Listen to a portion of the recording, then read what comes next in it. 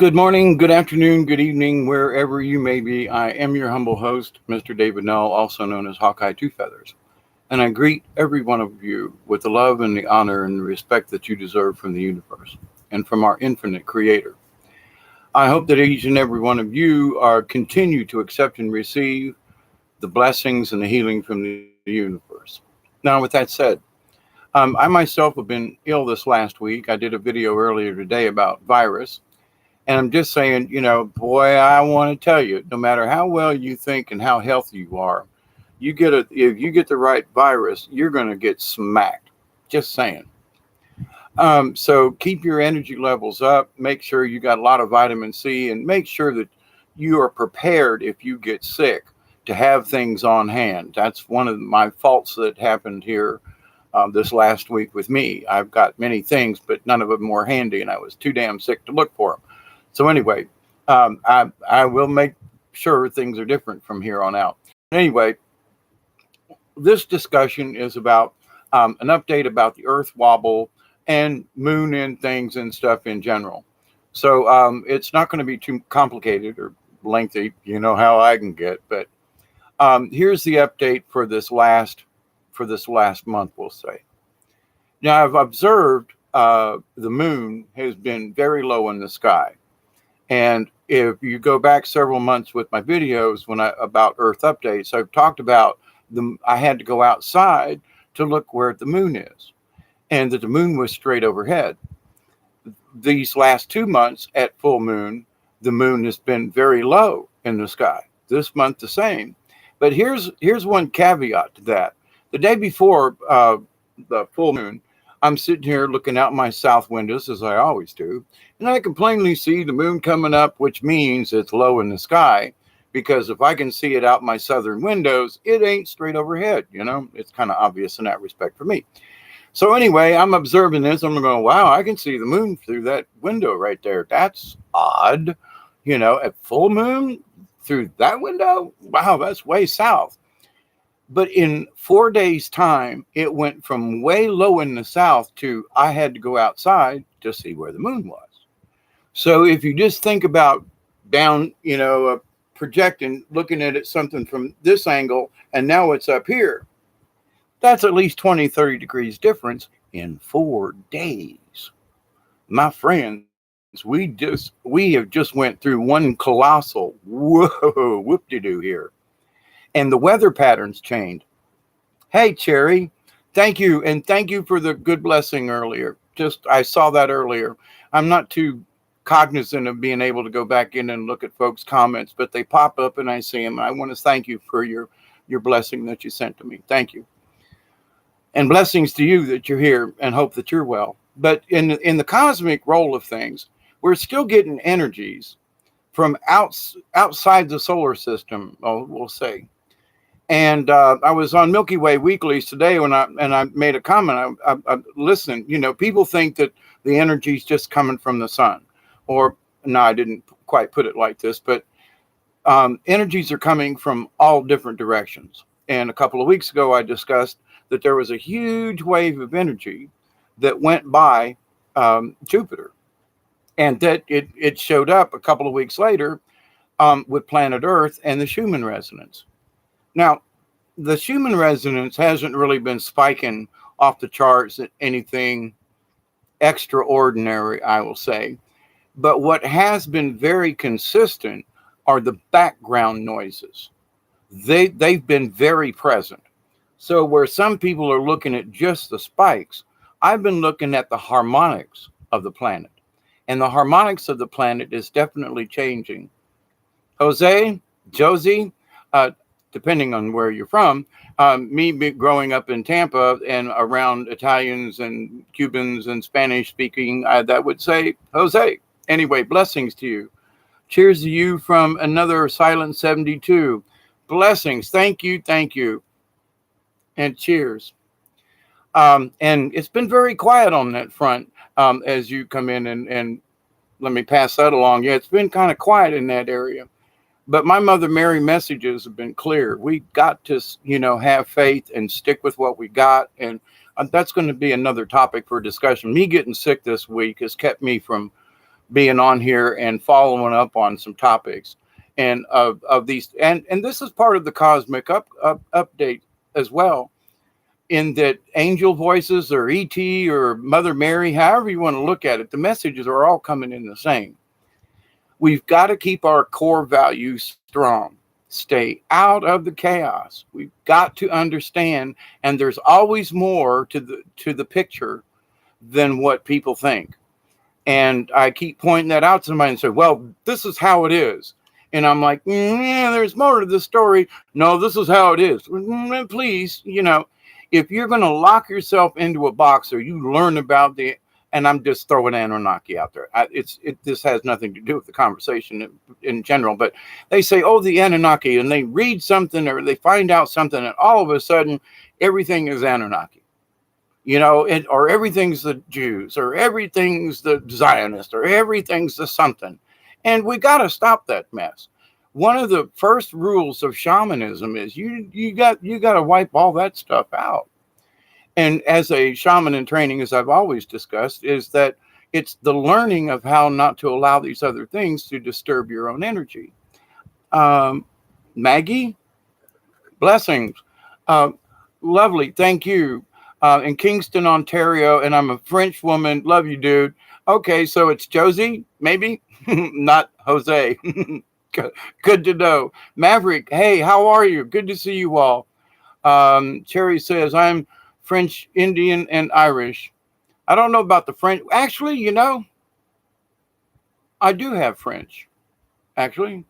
To just kind of tag on what was said there. My ancestors, my last name is Null, but I was adopted by my uncle. My real father, his last name is Lee. And I did some checking in the Lee family, and it's more likely that I am a descendant of Robert E. Lee than not.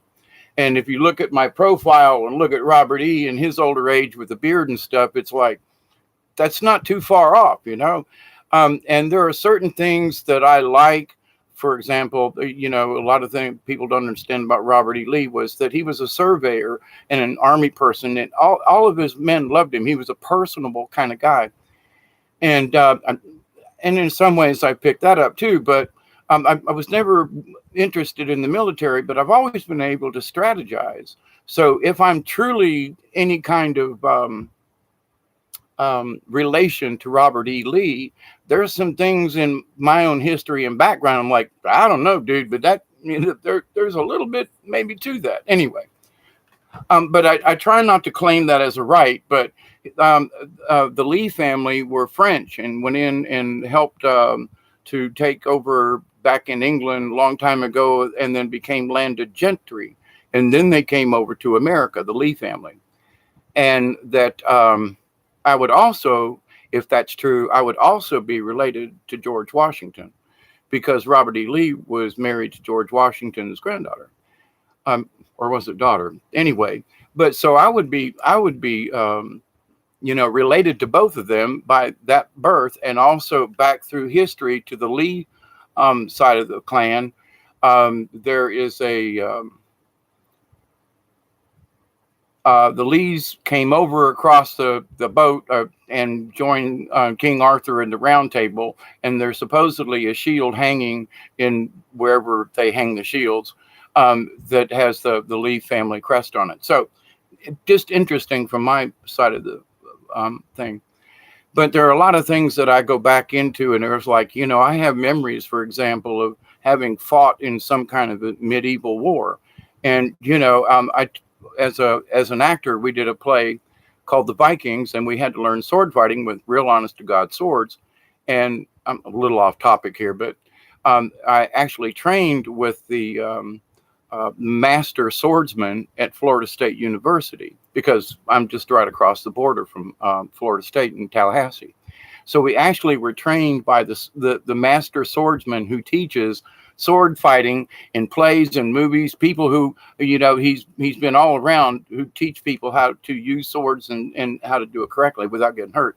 Anyway, he looked at me and he goes, have you done this before? And I was like, no. He goes, you know way too much about sword fighting. And I was like, but I don't know.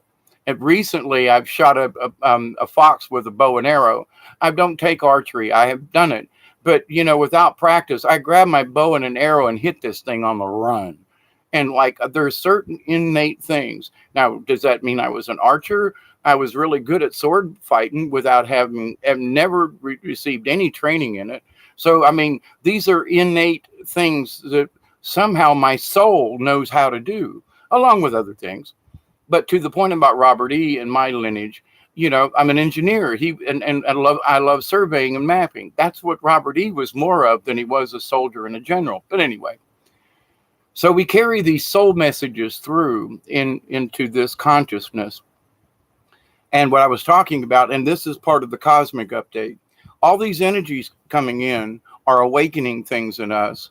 And I prove that, I can prove through records. My last name would have been Lee had they been married, and I hadn't been adopted. But also in that through the lineage and things, I'm like, well, you know what?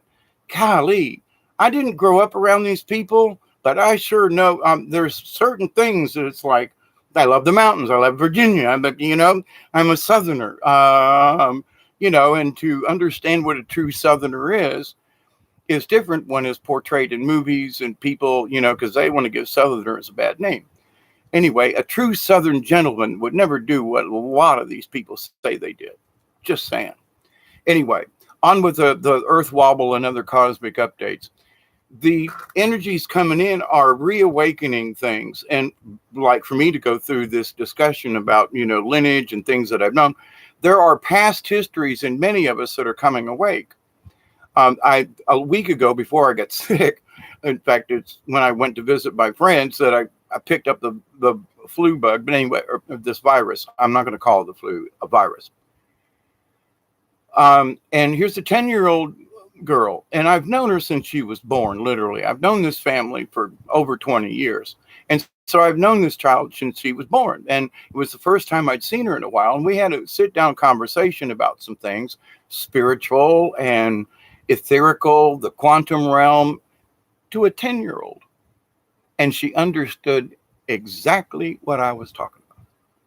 I was like, do you understand what I mean? She was like, yeah, what about this? And she asked questions that people I know my age wouldn't even consider what this young woman knows. And she's 10 years old going on 100. I mean, whatever realm that she came back in on. So I pose this question. I kind of brought it up on Milky Way Weekly show earlier on this evening. And it was this. With all these new star children and so forth, when I was growing up in the 50s and 60s, the sun was yellow. I mean, yellow. It's not yellow anymore. So there are different frequencies coming off the sun. Now, when I think back to when the changes in the sun happened, was about the time this child was born. Now, I bring this up in that, what if the children born under a blue sun are genetically, energetically, DNA something affected by the fact that we don't have a yellow sun anymore, and the frequencies that are coming off the sun every single minute now in the blue frequency? Has that made some of these new children that are born under this new sun, if you will, have they been affected by these energies? Now, I pose this as I don't have an answer, but I've known several folk that have been born within this era, and not all of them, but some of them are really damned aware of what's going on. I mean, I've met star children over the years in my travels as a puppeteer and a storyteller of different ages. I mean, I say different ages. I mean, like, 5, 6, 7 to 13, 14, 15. Okay. A wide range of folks from young kids to teenagers. And having discussions with them, and I've always, tried to talk about spiritual things. And when I do puppet shows, especially Native American shows, there's always kind of a spiritual message in there somehow, or a moral to the story, if you will. why the crow got, his plumage was turned black. I did a thing about the vulture and how he lost his plumage, and why now he only eats dead things, So it's like, is this cause and effect? Do these legends really exist? But we can look at our nature and the world around us and go, no. So I pose this same thing. Has nature changed? I mean, I've been trying to grow things correctly in my garden. In the last 10 years or so, since the sun has changed blue, I'm just going to use 10 as a round figure right now. Because it was about 2009 that I started really noticing weird happenings going on around me on the planet and nature. And that's when I really started full-fledged into shamanism, medicine man, and the spirit walk. I mean, I really jumped into it. So there were a lot of things, a lot of people that happened about 10 years ago.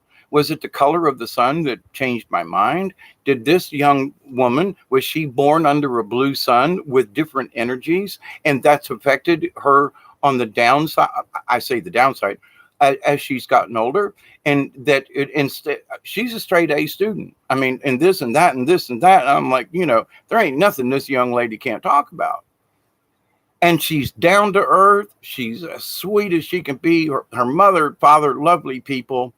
And I'm very pleased to know them, and to have, been able to see this young girl blossom the way she has. But in bringing up about these cosmic energies and stuff, I talked to her about it. And I said, do you sometimes feel like there's something out there? And she goes, well, I noticed that other people, they react differently to things. So she's aware of watching other people. And she hasn't really lived long enough to be able to explain how it's happened to her. So I tried to explain to her, there's a lot of earth changes going on. There's a lot of energies coming in. And she was like, well, that makes sense, and I'm like, go to this website and go to there, and do your science, because she loves science too. So she was like, she goes, well, I already know that, Mr. Dave. And I was like, I'm Uncle Dave to these folks. And so I'm like, thumbs up. All right. So here I'm noticing this in this girl, and through this same family, I know two other young ladies. Actually, they're in their 20s now. But they have grown up with, they weren't born under or with the blue moon, but they have grown up. They've spent more time in the blue moon cycle than they have in the yellow moon cycle. And so are my granddaughters. And so is my grandson, and who is very astute in different ways and about 10 years old. And so this all goes back, and it's like, So as a philosopher, shaman person, I'm looking and observing and things and go, I absolutely do believe there is some connection. How great, how small, can't go there. I don't know. Because I think each individual person is reacting differently. And as I've stated myself, I was very surprised that this virus took me down so quick, but I've talked about the arthritis getting better in my hands, and the fact that I can move my knee that was broken in 4 places in high school, and I'm supposed to have had it replaced. I'm supposed to be on crutches or a cane or in a wheelchair. I'm not, I'm walking, And so I've had several things that have been better for me, especially bone wise and joint wise. Joint wise, he said joint. But so I know that there are changes because I'm feeling them myself. When I talk to other people about it, that when they saw me last week, they were going, dude, man, you look great. The last time we saw you, man, you were like on death's door. And I was. Too many pills, too many things, of overreaction to medications, grand mal seizures, wheelchair. And now I'm like walking and talking, and some of the time, and kayaking by myself and doing, 5-10 miles on the river at a stretch. And so it's like, I couldn't do that 4 or 5 years ago. So in my acceptance of the healing from the universe and allowing it just to say, okay, I believe that there's energy out there that can heal me. What it does, how it does it, I'm not interested. I'm just going to say, energy, you're out there, cosmic energy. You want to do me? Okie dokie. I'm going to take a shower in the cosmic rain, if you will. Interesting Thank you for the term. A shower in the cosmic rays. That was a nice one, guys. Um, but the idea, though, that if you understand it, that you can be showered with energy to heal you, and if you allow your mind to process it, you don't have to overthink it. Just understand that it can happen. To manifest it is to understand that it could happen. Now, bringing up these cosmic energies, Earth wobble and the moon and so forth. The moon went from a 48-degree angle in the sky to a 70-degree angle in the sky in 4 days. You don't think that shift is changing things? It's changing all of us. I mean, during full moon, and then we had the partial eclipse. So there's all these other energies going on, and I'm sure the moon is moving as well. But when the weather patterns change, and also the scientists just come out with this big thing here, did the Earth just tilt during the summer solstice, the aphelion, meaning it's the closest or furthest. Any perihelion is furthest, aphelion I think is the closest. Anyway, so did the Earth tilt? And those of you that have been around my channel for a while, I've been talking about this for years. And it's not that I'm a know-it-all, it's from observations. But now they're actually telling people, whoops, we think the Earth wobbled. Well, if you was to look out your window, I've got the sun setting in a northeast corner of my house. No, I'm sorry, northwest corner of my house. It should not physically do that because of the way my house is oriented. It should never set in that window. Never. And never have I seen it set in that window over there until this year. Yeah, that's west, but that's northwest. I got 2 windows over there. And one of them is exactly 90 degrees from me where my fan is sitting. And then the other one is further to my right, which is more northwest as the house is located because it's a passive solar house. So my house ain't moving, but the sun's doing something, and so is the Earth wobble. And all of this is contributing, I'll say, to the cosmic energies and all these other forces of things that are coming through. Now, one thing I want to bring up with this is that, and it was brought up in some other areas, and as a shaman in training and listening to the old ones and the legends and so forth, there's a lot of credibility to some of these musings, if you will. People talking about different dimensions and so forth and how they're going to ascend. Understand this, and I can't remember who did it, but one of my subscribers out there, and whoever you were, thank you. The idea of, and I said, I made this statement, I said, if you're thinking of ascension, you're going to climb a tree or a ladder or a building, but that only goes so high.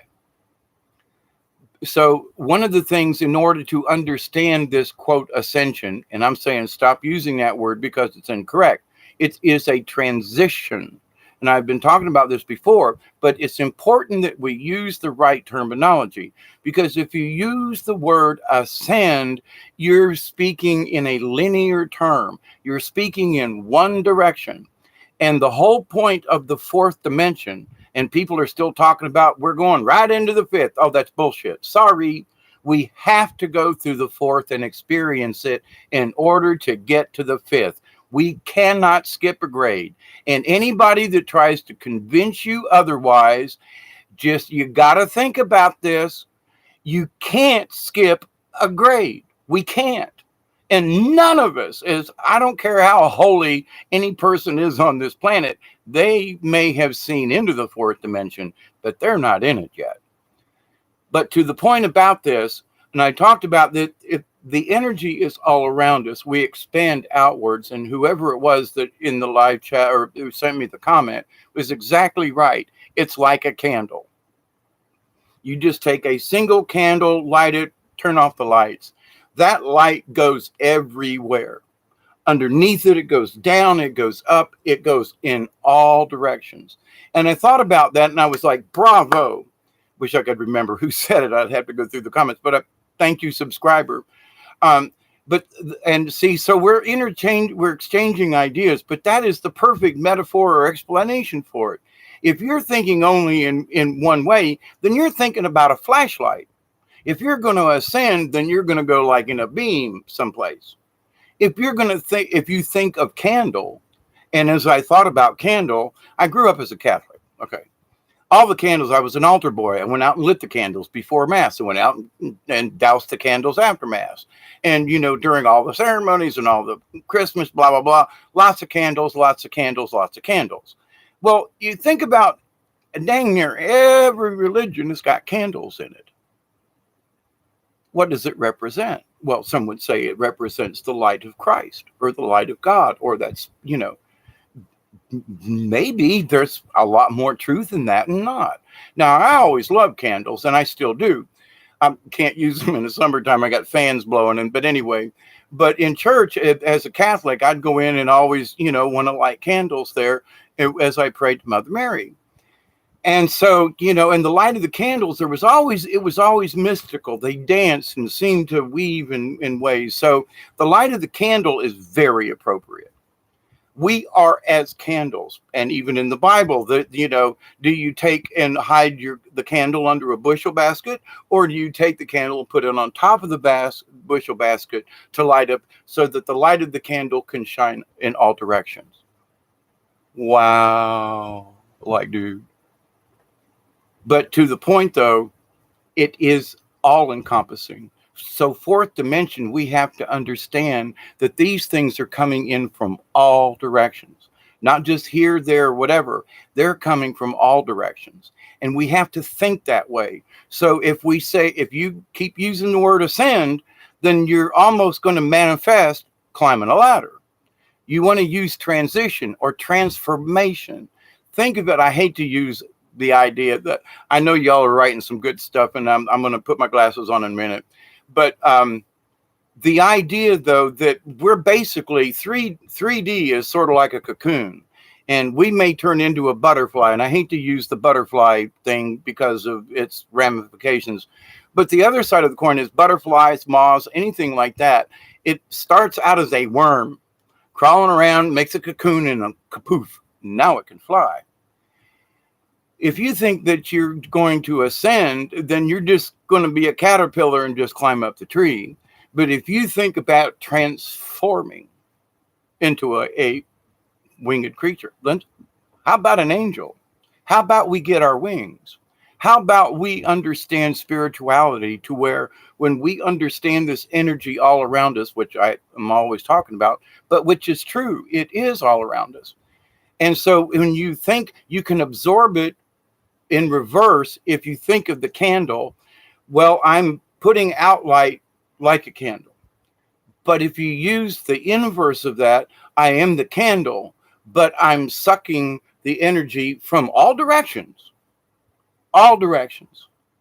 into me, as far as taking in the healing from the universe, which in turn, then you can use that light and energy that you pull in from all directions and emit it back out into the universe. So it's like you're channeling and funneling the energy. You're not channeling entities, you're channeling the energy. Okay. And yes, if you got a good meditation going on, there are some ceremonies that I've done that I felt like I was walking on air. I could not feel the ground beneath my feet. And a lot of times I'm in moccasins or barefoot. So, and so I can feel the earth. And there have been times in ceremonies that I have transcended and literally felt like I was that far up above the earth. Did it happen every time? No. But not every time was meant to be as spiritual as certain ceremonies. Anyway. Blessings to all of you. And thank you for your time and consideration for these discussions. But my Mother Mary messages come in. Listen, we have to use the right terminology. Because if we continue on with using certain terms, then our brain gets connected to the ascension thing, to the ascending a ladder, okay?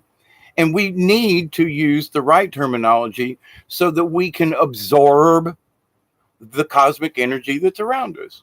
If you think linearly and only in one plane, that's all you're going to get, because your mind or your perception, your entire soul is is missing it. You're only going to think it's one direction. Now, about a month or so ago, I did a video. I went out on the lake in the middle of the night, and I talked about it, how they came down and picked me up out of that kayak 3 or 4 in the morning and took me up into the Milky Way. And I was like, yeah, they was like, look around. And I was like, yeah, I see it. And they were like, no, you're not looking. And I'm like, yeah, but you brought me up here before. No, you're not looking. And I realized that I was only looking at the universe right here. And they were like, look at your peripheral vision. If you want to practice, and you should practice peripheral vision, because there's a lot of things that are there, and it helps to expand your mind that there are things all around us. Put your hands on either side of you, and then look straight ahead. I can see my finger wiggle, and then I move my hands back. Can I still see my hands? Can I still see my hands without looking? Train your peripheral vision. So they were like, I wasn't necessarily looking at the good night, Josie. I realized that I had put on blinders in a way, and I was not literally feeling the universe all around me. In Native American ceremonies, when they bless the site of the circle before they do, you always thank all the 4 cardinals: north, south, east, west, up and down and inside. So there's not 4 dimensions or 4 cardinal points. There is above and below and inside. So when you consider these, you stayed for Cherry. Blessings anyway. Thank you for hanging out. But the idea, though, that you must consider, but a globe, a sphere. You put in this protective shell within your circle. So the circle on the planet represents the outline, but in the reality and of thinking of things, you're blessing all the 4 corners, the up and the down and the inside, and that creates a shell of protection around the whole ceremony. Now, I made a mistake years ago and did not include the down, and it did not end well in certain respects. But people broke the circle during the middle of the ceremony. But to the point, and I went back and went through the ceremony with my mentor, and he said, "Did you bless the up and the down and the inside?" And I went, "Oh crap, no. Oh shit." Like basic mistake for a novice. But that's why I was in training. You have to understand all these things. So when I do a ceremony, I include all around me. I give, to the 4 cardinal points, to the up and the down and the inside, and then I include the universe. It's like I understand there's so much more out there. So my prayer goes beyond those, 4, 5, 6, 7 points, and I add the 8th, which encompasses them all, just to make sure. And my ceremonies have been, to me, very productive. Now, with that said, what about these energies and things coming in? They're coming in and affecting people in different ways. And now the common thing I want to discuss in this particular subject about the energies is it's affecting each one of us differently. And that's a good thing, because we're all different. But we have to remember that each one of us has got to find our own pathway to our frequency. I can only be here, we can discuss it, I can give you hints, but you got to find it on your own. We can discuss it in great length, which I try to do, sometimes too much maybe, but thank you all for listening. But the idea, though, is that in learning what you know and understanding of the universe, that is such a big step in allowing these energies to heal you. And when you allow them, if you try to fight it, like I've stated before, in that, these energy waves coming in are like waves on the ocean, just not necessarily exactly, but these energy waves. And think of it that if you're on an ocean and the waves are tossing about, find you a really good inner tube and hang on, because sometimes it's going to be tumultuous. Sometimes it's going to be, not so bad. We're going through one of those spells right now. It's just not so bad. The harmonies in the background, though, that's going on the Schumann resonance that's coming from the planet Earth. So the cosmic energies have affected the Earth, and it's being reverberated back out. The background noise on some of these frequencies are really strong, and they're linear sideways. They don't go up and down, so it's not spiking. They're staying there. And that also, to me, would help explain, because of these certain frequencies in the background in the Schumann, that's also helping to encourage the earthquakes, the extra magma, and so forth like that. So there's some folks that, well, the quakes they've subsided. They've slowed down, but there's energy trapped. And I'm just here to warn y'all, if you live in the Midwest, there's going to be some surprises. Just saying. And, along the New Madrid, there was an earthquake. After I did that video about Memphis, there was an earthquake in South Carolina along the South Carolina, North Carolina border.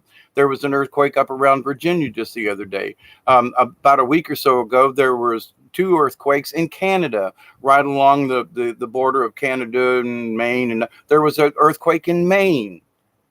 What?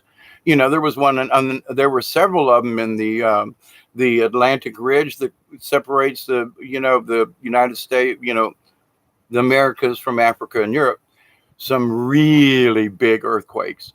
Things have quieted down right now. But the thing is there was energy transferred, and it's not done yet. Not trying to panic anybody, but just be aware. Because the energy still coming in for the cosmos are still coming in. They're still affecting Mother Earth. And Mother Earth, especially in these last 4 or 5 days, we've made this tremendous tilt. I'm telling you, the moon went from here to there.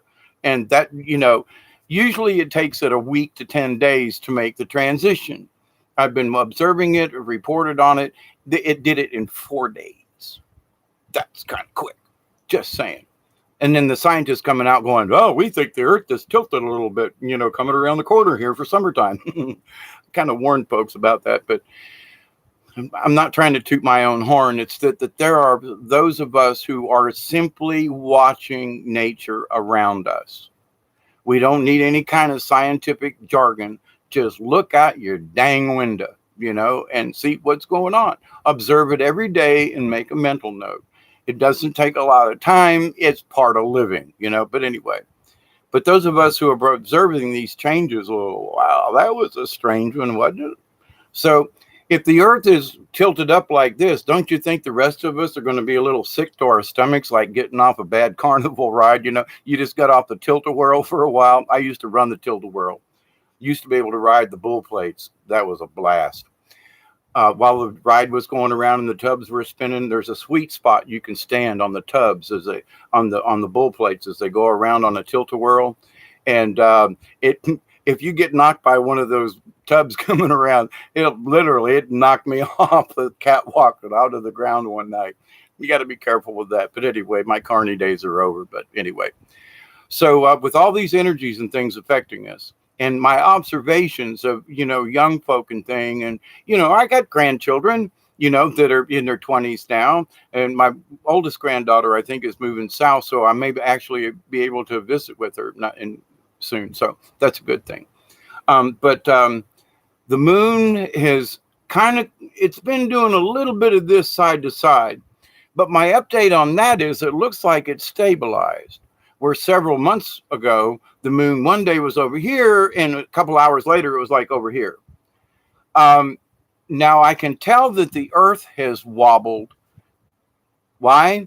Because Jupiter and Scorpius, is where it's near right now, were much higher up. I extend my hand at night and go, okay, where are you? And it was a full hand, including my thumb, higher in the sky just the other night than it was, 4 days ago, 5 days ago. So it is the Earth that's tilting, not the moon moving on its own.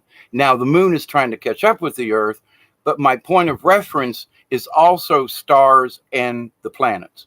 So that's how I can verify that we've tilted. And we've tilted kind of down because they moved up. So just as an observation. What other updates? That let me put my glasses on, take a sip of coffee, and read your comments because I do like to interact with you all. I really do. I think it's great. Let me come back up here.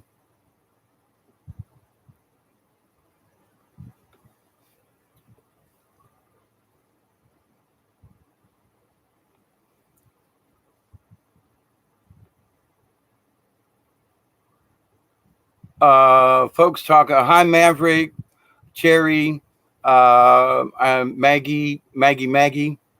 Um,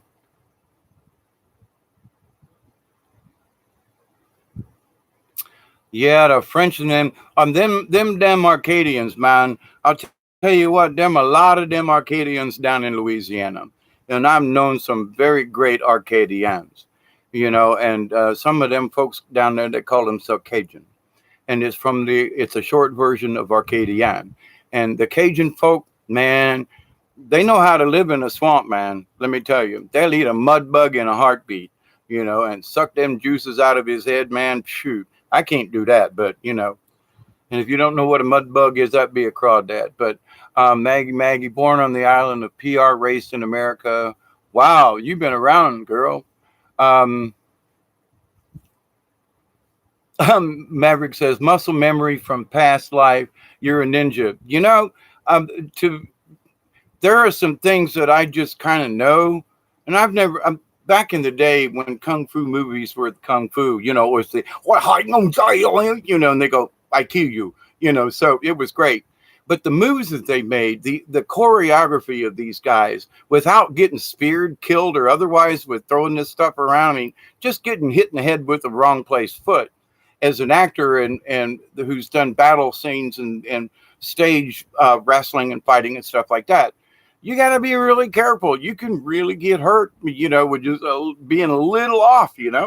So, but anyway, there's certain things that in theater, for example, and you said ninja, there are certain things that I understood about stage fighting that are ninja-like because you have to show that it looks like you're going, "Ho-yo!" and actually you're like this far from the guy's head or girl, and it's an upstage slap, and it's all choreographed.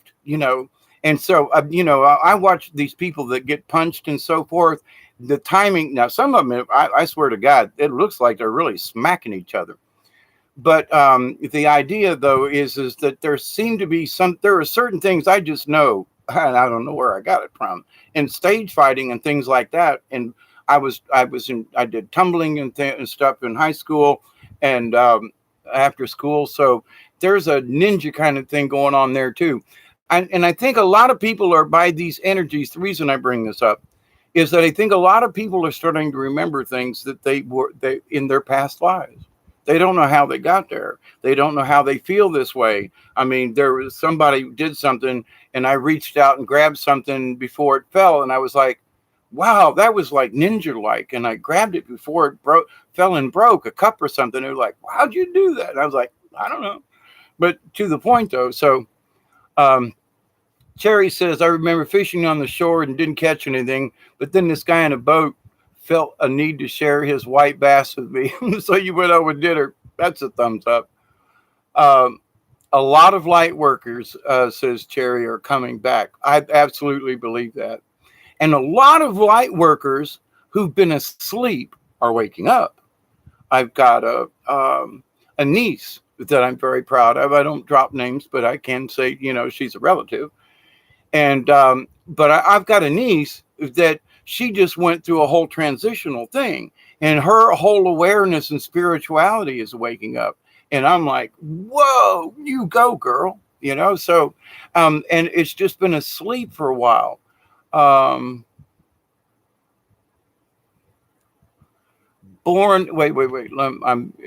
Lots are already here. We all carry the code in our DNA. Yes, but my point to the blue sun folk are that they were born under different circumstances. So we don't really know yet what did or didn't happen under the blue sun. And somebody brought up, Like Superman, born under a different color sun. We don't know what really happened with these kids because it's only been 10 years ish. It looks more positive than negative, but what if it just turns certain DNA on? What, because they've lived in the blue frequency their whole life, they didn't have a chance to be under the influence of a yellow sun. I don't know what it means. I'm just speculating here, but it does, we could, is there a cause and effect is my point. Is the bluer sun now is the result of the blue sun part of the new change, the new DNA, the new star beings, the children, and the awakening of us old timers with things from our past lives that we know in our heart but haven't been brought to the forefront. So, children of the goddess. Yep, says Maggie. Maverick says, that's me too, Cherry. Would like to start doing group meditations and healings. In a way, we kind of sort of are. Josie says, those are the crystal kids generation, and you and I are indigo kids. I'm just a kid. I'm kidding. I love your way of accepting. It's also easy. LOL. Get great to do this. So since I follow Dante, right? Very good. Very nice meditation. Be nice, right? I see that I follow the Big Dipper, and it is moving as much as you see in the moon. Very true. Now, I have a really bad view of the north from my location, but that's my other point of reference. Good observation. Lori Hardy, hi to see you. Blessings to you. I had a dream that the full moon was not in the sky where it belonged, but it was in the opposite sky, hiding behind a building. There are many of us that have experienced the moon ending up in weird places. I mean, just check over the last couple of years that I've done about some of my videos. And I'm at first I was going bat crap crazy. How in the hell can the moon set over there? It was just up over here the other day. I mean, I was going wacko. I've settled down a little bit. Maverick, hi, that sounds like, yep. Or C2 Sun, says Cherry, one in the east and one in the west. Now, to that point, the sun went down last night, and I was out visiting a friend, and I'm looking over to the east, and the whole skyline is lit up.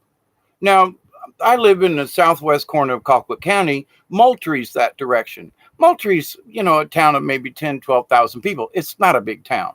There are some lights, but not like, I mean, the whole skyline was lit up, and I was on top of a hill, perfectly black on the western front. And this was about 1:00 yesterday morning, or this morning anyway.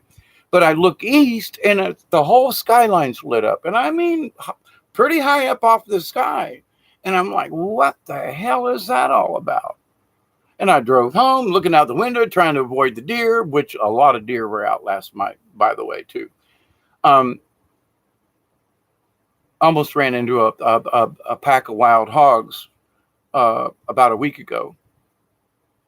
And that was strange. But anyway, but where the moon was and how the sky has been lit up. So I'm looking south tonight as the sun's setting, and it looks like there's a sun coming up on those clouds. And I look over here, and there's like, the sun's already set behind the trees and everything, but these clouds down here in the south, it looks like the sun's coming back up. It was just really strange. It was brighter after the sun had gone down in the south than it was when the sun was up an hour earlier. Don't know how that works. I mean, just saying. So there's peculiar things afoot.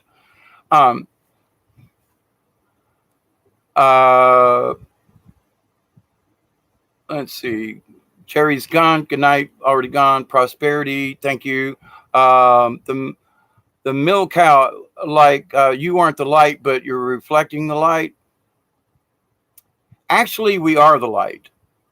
That's one of the things that, as a shaman in training, it's really difficult for some people to understand. We are the light within. It's what color it is. I mean, people's got different colors with their auras. So we emanate energy. And when we emanate energy with our cores, our values, our kindness to other people, being respectful, honorable, and all these things, our energy glows and people can see it. They tell, there's that person's aura is really, they got some really cool energy. I've been around some medicine men that, I mean, it would, they're from 2 feet away, I could feel their energy. This medicine man that I met in Tullahoma, Tennessee during a snowstorm, literally. And he was from the Badlands area of South Dakota, and was a resident of Pine Ridge there in South Dakota. So we're standing there talking, and I'm all bundled up and freezing to death, and he's got on a buckskin, and I'm like, "Aren't you cold?" And he's like, "No, this is Tennessee. You should be in South Dakota in the winter." And I'm like, "Okay." It was warm to him, and it was like 20 degrees and sleet and snow going sideways, and this was at a powwow. But in the discussion with him, though, the energy around this man, he exuded it. He walked it. And so the light emanates from us if we understand that it does, if we believe that it does. We actually channel the light through us. So it's not necessarily a reflection. It's actually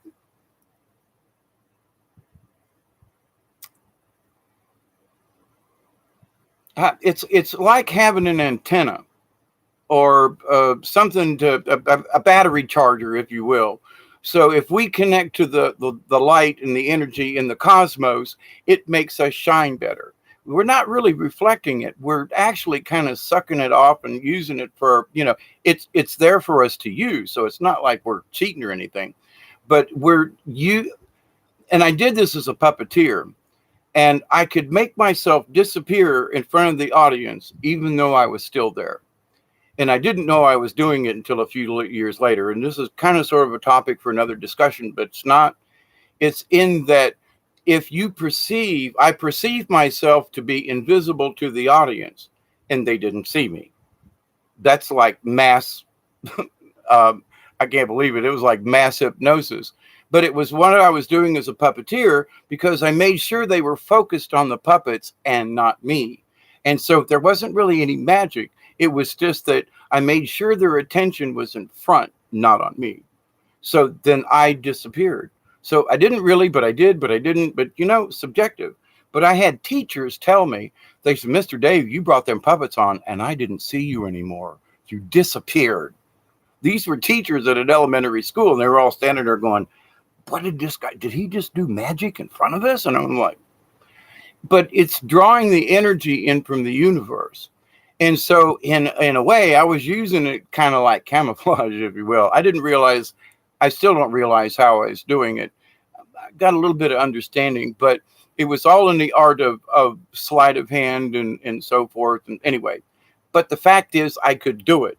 And it happened over my 20 years of doing puppetry. Every time I'd go out, somebody would mention, you just disappeared. And even though you were right there and we could see your hands, I forgot you were there. How does that happen? Interesting. But I could tell because I was channeling the energy from the universe in what I was doing to project that energy back out onto the crowd. So it wasn't a reflection. I hope that made a little bit of sense. Or refracting and bending the light. There's a little bit of that involved too. We are actually the light. That's the secret. Lori says, "Maverick, do you fly as well?" Okay. How do you know if it's good or bad? In my dreams, yeah, I've used them here in stressful situations a time or two. Yeah, gut feelings. Gut feelings will straighten you out in a heartbeat. I have mentioned this before, in that if you have an issue, the old Chinese always talk about it. The old Chinese proverb: if you have a problem, eat it, and if it give you indigestion, no good. That's the basic, but it's true. But it means follow your gut. So to that point, though, if you've got a situation and it's eating your gut up, look for a solution. Now, with that, the energy of the universe. Well, since you kind of brought it up here and I mentioned it, I'm going to talk about it. One of the things about manifesting things from the universe, if you have a problem, ask the universe, show me how to fix this. Don't ask for an answer. I mean, if you try to be specific, it's like I've mentioned before. People want a car, but somebody gives them a really nice Chevy, but they wanted a Ford. Listen, you wanted a car, right? Well, yeah, but I'd really rather have a Ford. Okay, fine. But in the idea of things that come to you spiritually or the answers you may seek, if you ask specifically for something and it doesn't come through, it didn't work for you. But if you ask more generally, like, I've got this problem, and you may think you need this answer, what you ask the universe and your spirit guide is you say, I need a solution to this. If you try to think of what the solution is, then you're not paying. You're already absorbed in within your own mind, and you can't figure it out. So what you have to do is shut down yourself and allow the answer to come through. You may not like it. It might not be what you think. It might be a Chevy. It might be a Volvo. It might be a roller skate and turned into a skateboard. The point is that if you needed transportation, but that's a kind of sort of a bad, but sometimes we expect the answer to be what we think it ought to be, or and we got to be able to ask the universe, I need a solution to this problem. Show me how to fix it. Show me the way. Give me clues. That's what you need. Instead of, I need an answer for this. Okay. Now, if your stomach's already upset and you can't sleep, you probably already have the answer to that question.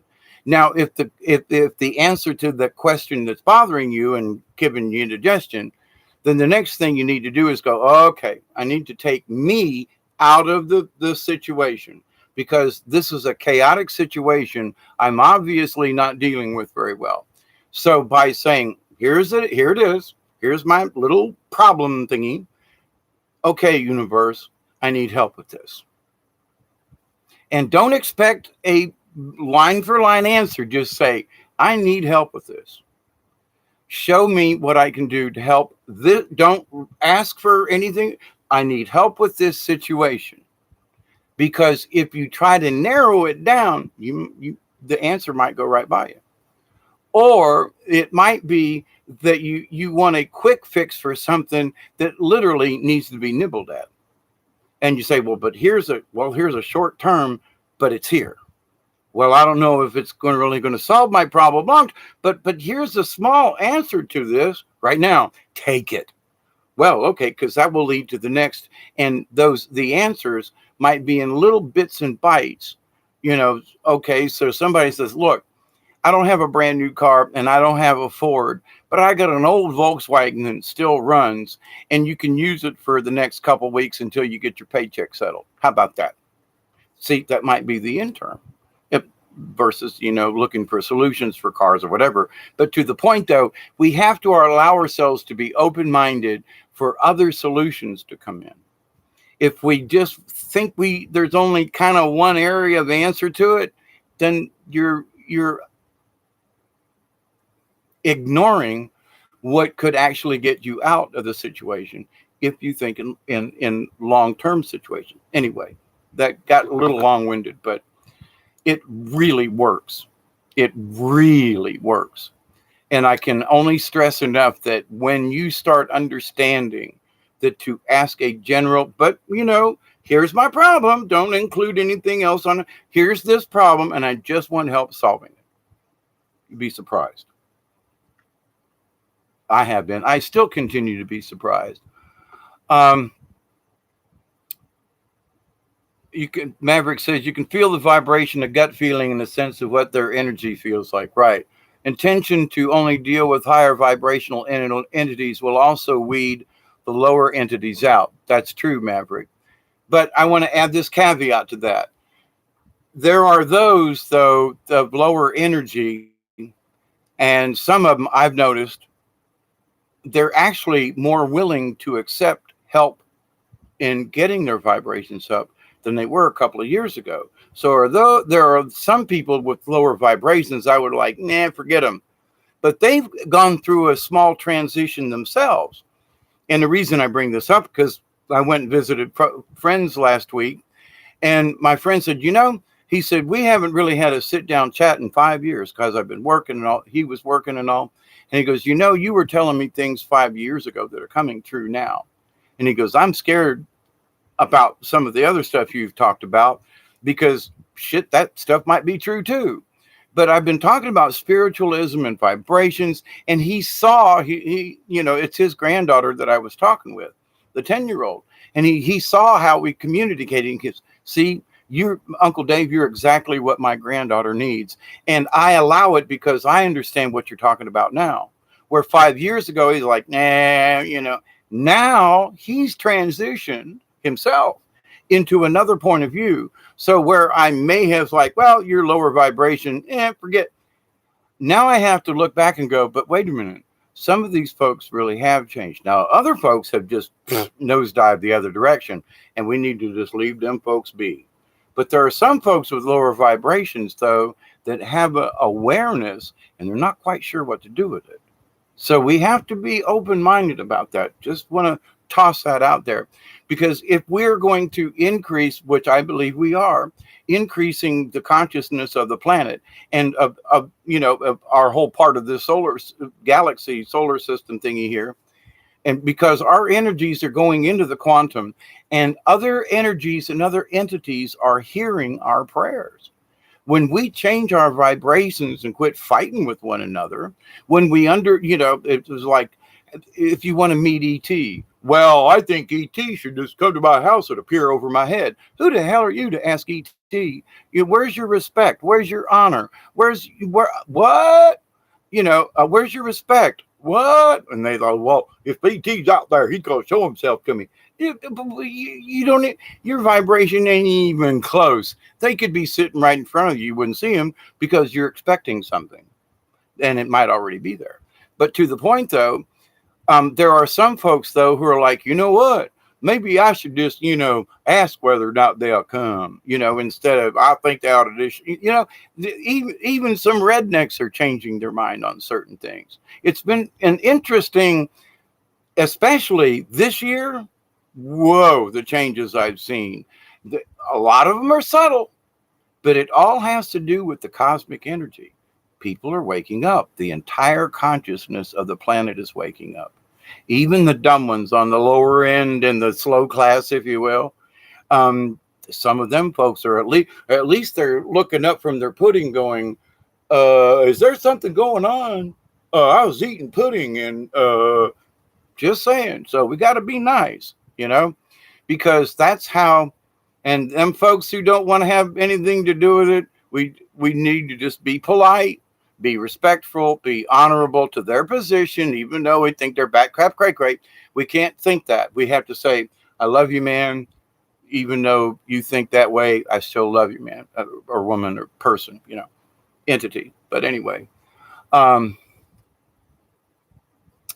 from Josie said, from the eclipse to the full moon, a lot of we're out there like a lot north of Vancouver Island in California. And yes, New Madrid may blow before the San Andreas. That's true. I kind of sort of agree with you on that one. It may be a little, but yeah, that's what's up. And to the New Madrid popping, we've had all that energy on the Pacific coast, and there has not been enough energy transferred east. There hasn't been. I don't know what it's doing. I'm not trying to make any predictions, but I am telling you straight out, that energy has not moved eastward, and it's going to. Don't know how, but we'll see. Maverick says, once I picked myself up while holding someone else by the throat above me who had attacked me, and I threw someone about 3 feet another time. Cashy's Corner, I love mud bugs. Hey, you Cajun too, huh? Lori says, harnessing energy is fascinating and it takes work. Lori, that's true. And the work that it takes is allowing it to happen. I know that may sound dumb, but the hard part is allowing the energy to come through and not try to force it, not make it come through. You have to the learning process of it is when you kind of feel hot, cold, if I've talked about going to the woods and finding things, and it's a hot, cold issue. And it's like, is it over here? Not quite. It's more over here. Oh, so it's a feeling, it's a thingy, it's a hot, cold. I say, you're looking for something and somebody, no, you're hot, no, you're cold. Okay. It's an internal thing. So as you tune yourself into yourself, then the idea of how to channel the energy will become easier, because you'll understand it's actually not learning how, it's learning to turn off everything else. It's already there. The energy, we're all always connected. We have to turn off all this physical stuff, and to hear our true selves that are, it's already there.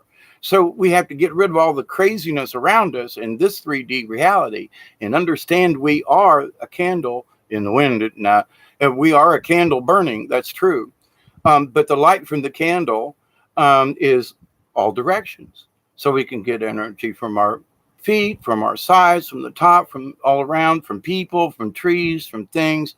And when you understand that these energies are all around you, I mean, really understand them. And I can gauge you with it, but there are some trees or rocks or something that I'll go by and it's just like, I got to go over and hug it. I'm just like, hello, tree, how are you? Or at least acknowledge a hi, tree, how you doing there? And I know people think I'm nuts, but it's that there are certain trees and things and stuff in nature that I just automatically see or feel, empathize or something. Or my spirit will say, man, that tree's, is saying hi to you. Hi, tree. It's listening to your higher self. So it's tuning out all of our 3D, this world dimensions, and listening to our higher self, which is always there. People say, well, you have to learn how to get there. You're already there. You have to stop all this other crap, because that's what's keeping you from hearing it. I know it's oversimplification, but when you boil right down to it, that's what it amounts to. The secret is it's already there, but are you using it? And if you want good energy, obviously you do good things. You think good thoughts. I still get pissed off at stuff. Don't get me wrong, but that pissed offness is only that long. And I heard a thing several years ago, like there was, I don't know how true it was, but I took it to heart in this respect, that one of the archangels was talking to somebody in a chat or in a YouTube or whatever it was. And they were like, they say it's okay to get mad, but, after 5 minutes, you need to hang up, meaning you hang up the mad. So, and then I'd heard something else like 2.5 minutes is like a really good, you can be pissed off for 2.5 minutes, but then shut it down and find something positive to talk about, or shut up, because by even thinking the negative, you've already put the opposite of what you want to be into the universe. Well, that pisses me off. See, negative energy, you just stuck out there. What are you going to get back from that? Is it going to be positive? You were just pissed off. You just sent that into the universe. So what do you expect is going to come back from that? Pizza? I don't know. Anchovies? I don't know. But to the point, though, if we, I'm not saying don't get pissed off, but it's the length of time that we are. And the more I realized this after this got brought up, I was like, I was trying not to be mad at all. And that's just wasn't part of the deal. They're like, no, even Christ got mad. He threw them guys out of the temple, blah, blah, blah. So it's okay for you to get pissed off. It's what you do with it and how long you stay there. And whether or not you turn that negative moment and turn it around and find a positive spin on it somehow. Or like, that really pisses me off and I hate to be pissed off. So even though it pisses me off, I choose not to be pissed off. I mean, you can turn it around just by saying, that bothers me. And I know it bothers me, but I refuse to get pissed off at it anymore. It still bothers me, but I'm not going to become emotional. That right there is like a breakthrough.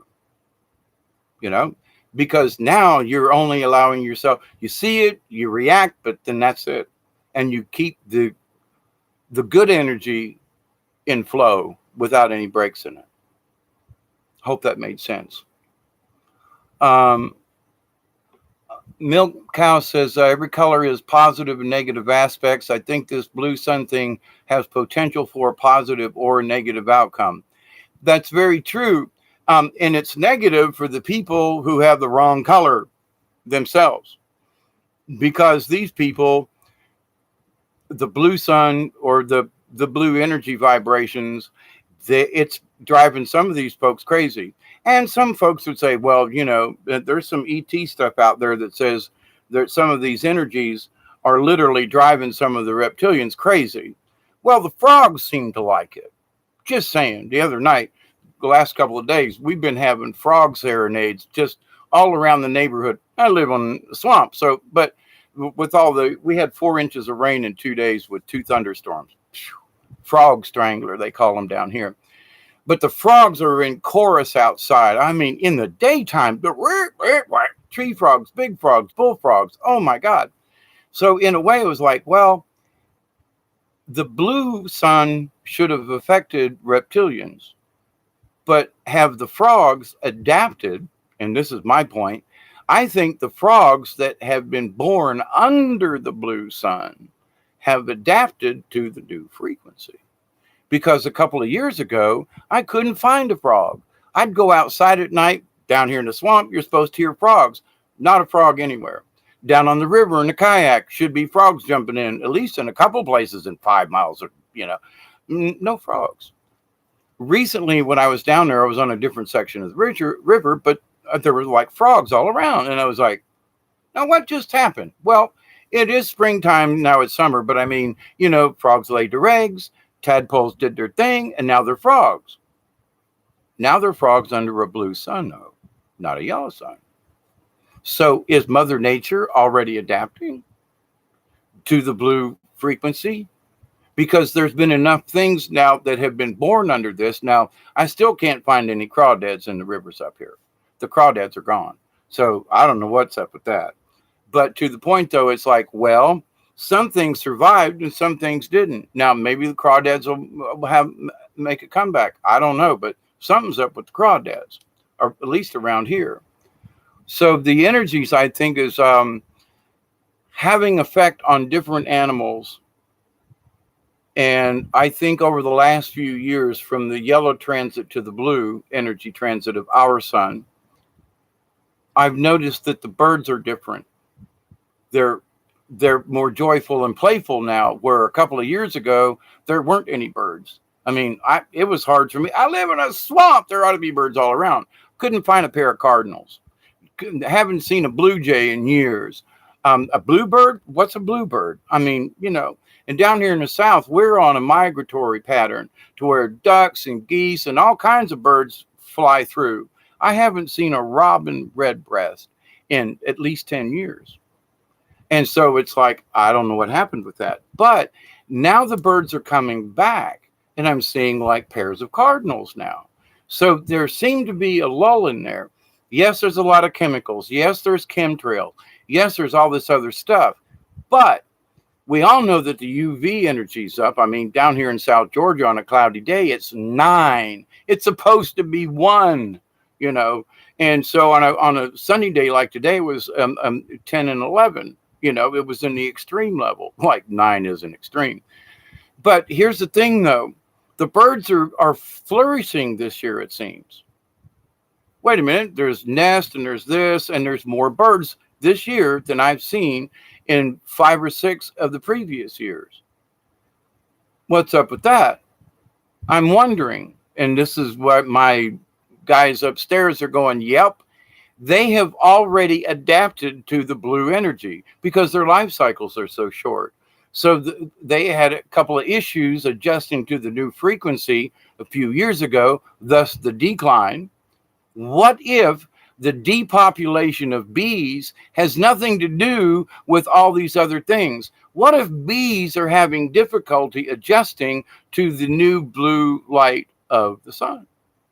Because for millions or however long it's been since it turned blue the last time. But for, okay, hundreds of years, the sun's been yellow, and all these species of critters, insects, bugs, you name it, were all born under a yellow sun. And now they're under a blue sun. Different energy, different UV, different everything. But they're thriving this year where they were struggling 2 years ago. I'm speculation, but I see the changes. And I thought, man, we're done for. They're never going to make it.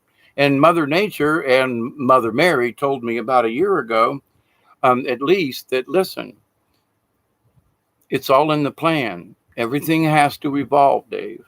You're evolving. They're talking about me. And I'm like, yeah, I am. Well, go to the river and talk to the water and see if there's any more answers out there, solutions or, observations you can make. And one of them was, I see the transition in all of these critters that I've been looking at and observing all my life. So have they already adapted to the blue sun? I think some species have because they had to. Otherwise, they'd be dead by now. About past life, when I found Dante, I was looking at opening my third eye after taking Florida out of my life, and Dante had a video showing how to trick your inner self to remember your past life. Very good point. Milk Cow, have you read and see, did the trick work? Because I'm still walking around in the dark. Hey, Sweet Pea. I know I'm slow in catching up.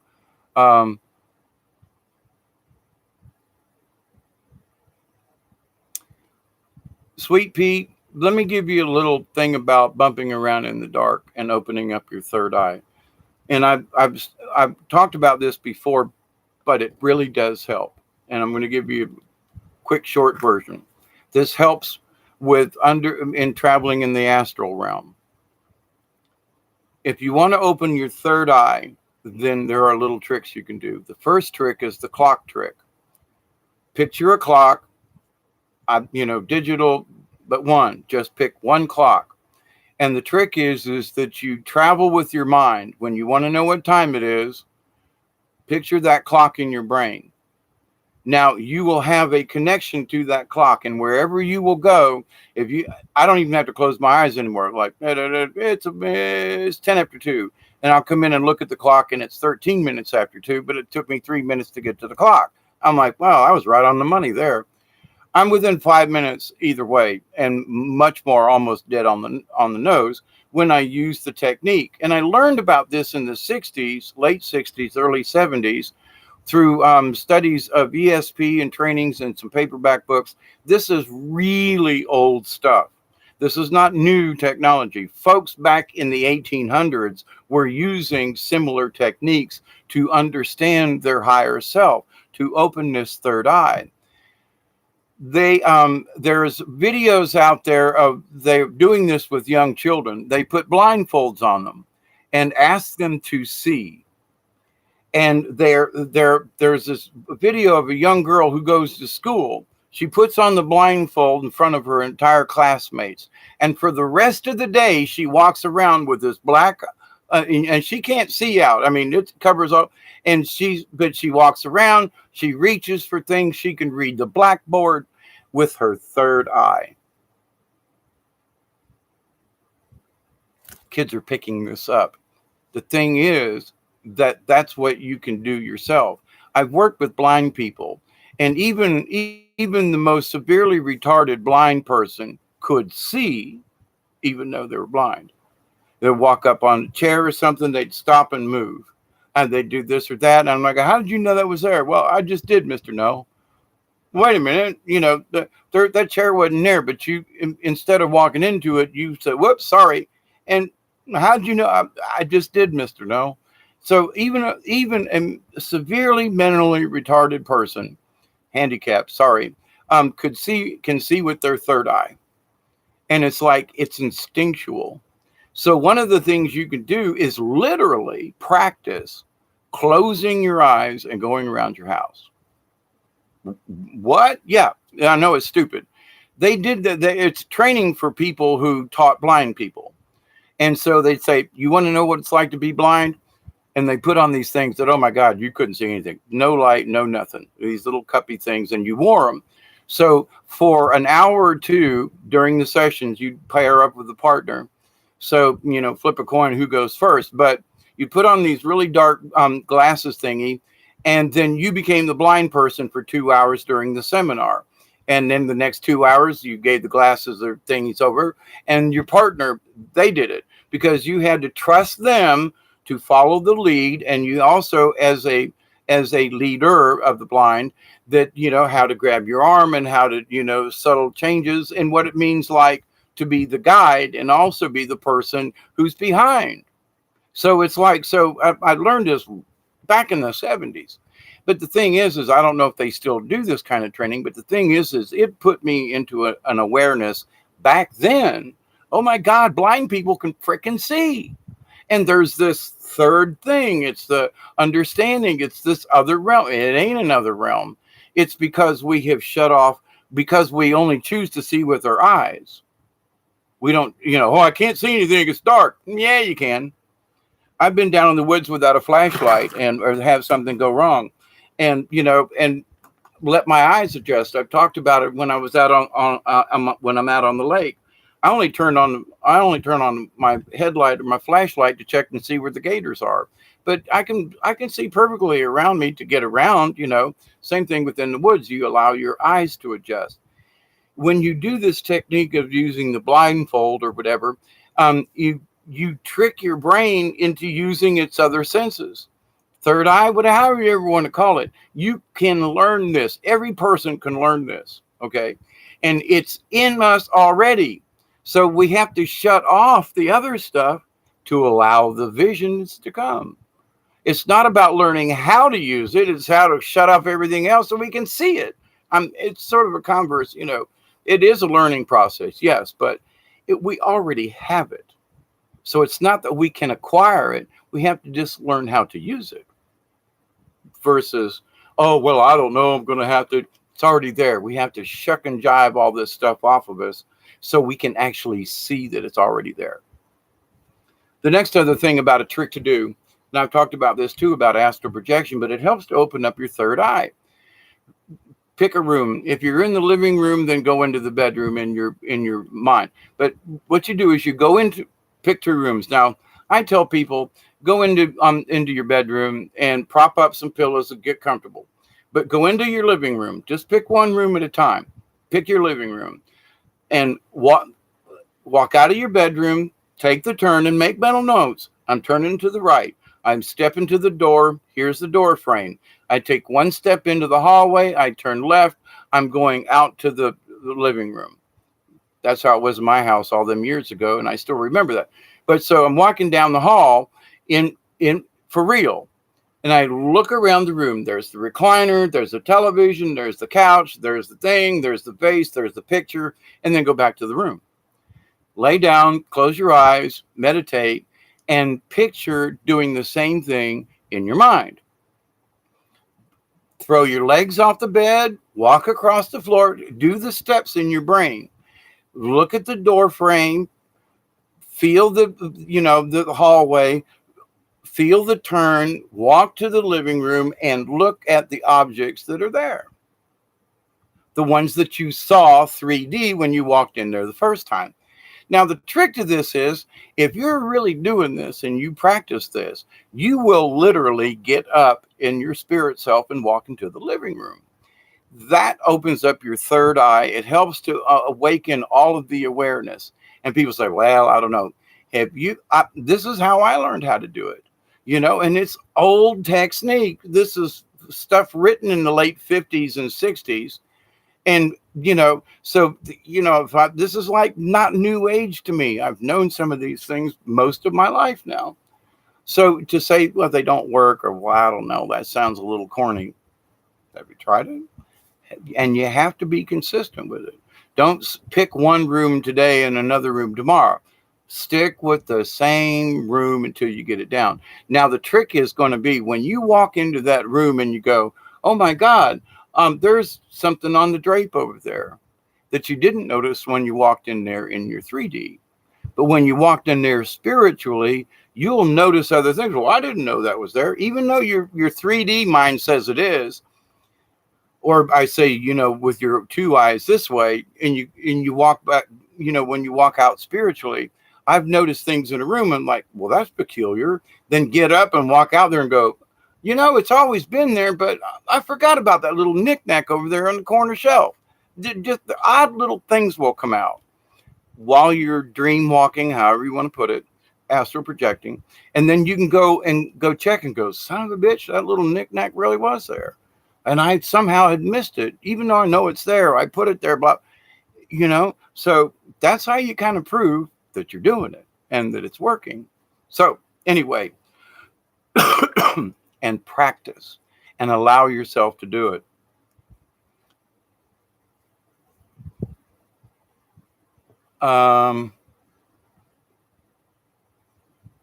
So anyway, Sweet Pea, about bumping around in the dark. Sometimes that's how you learn how to walk in the dark, is by bumping into things.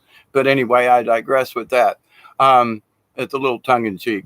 Most people would say Nibiru is making that light out there. Yeah, that Nibiru thing. And we talked about that before earlier today.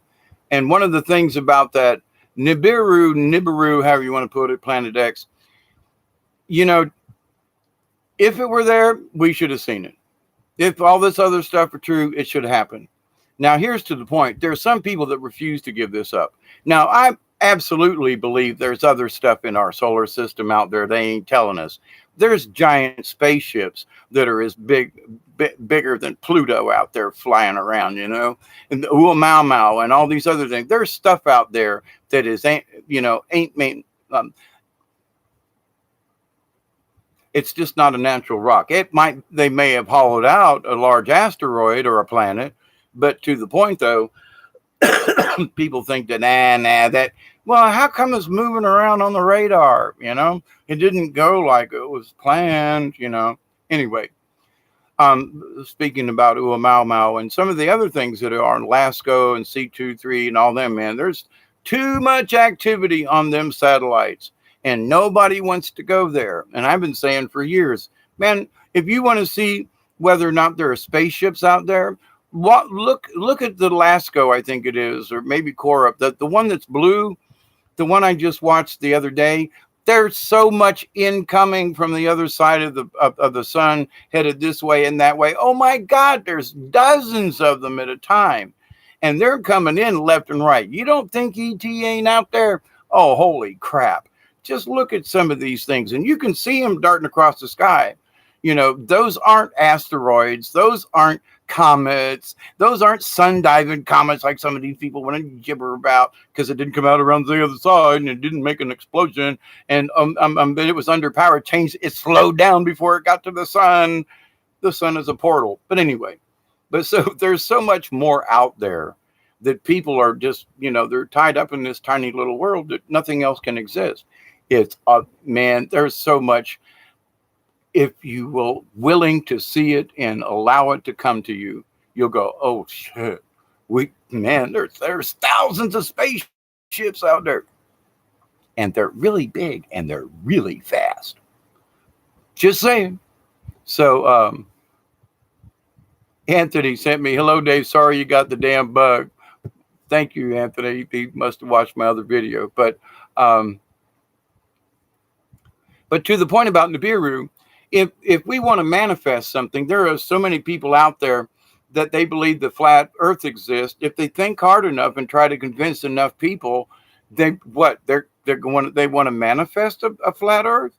They want to manifest the destruction of earth with Nibiru or something. They won't get off the kick. And they ought to know by now, if it was out there and predicted and all this stuff, shouldn't we have seen some more action by now?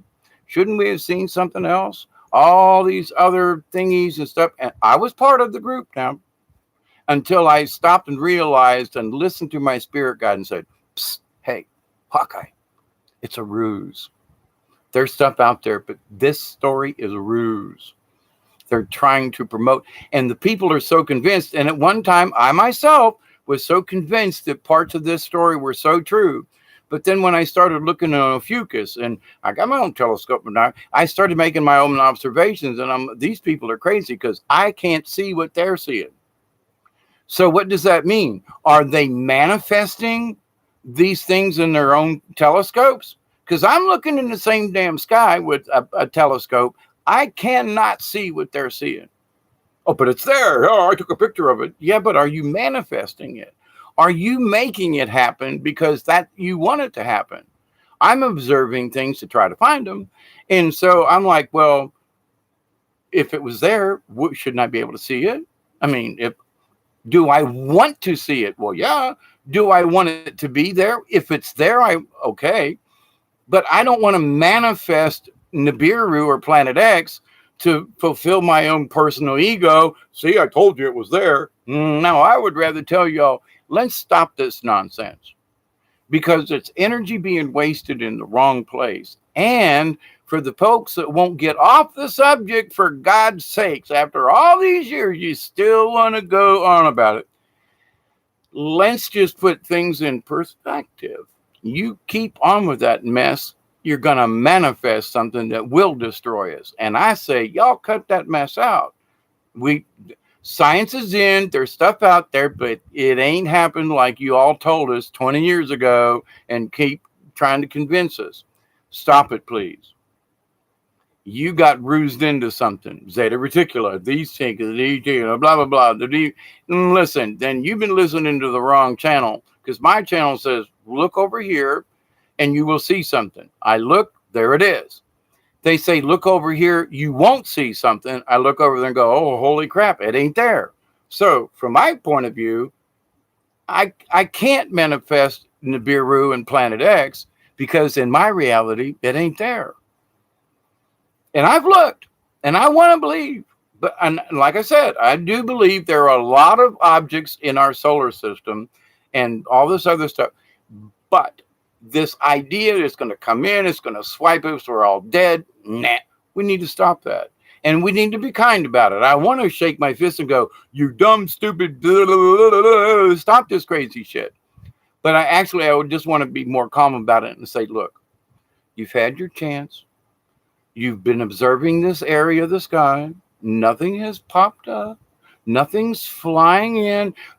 Are there earth changes? Oh, but it's Nibiru. No, there's all these other energies. There's a lot of other explanations as to why the earth is changing that have nothing to do with bodies out there trying to... You know what I'm saying? Let's not manifest what isn't there. You know what I mean? If we haven't proven it that they're out there now, that was a ruse, because too many of us are observing. And I spoke with a couple of people within the last few days that have changed their story on Nibiru. They're like, something else and Planet of the Cross. But it's not like, because it would have been there, we all would have seen it. We all would have had proof. All of us with telescopes and cameras.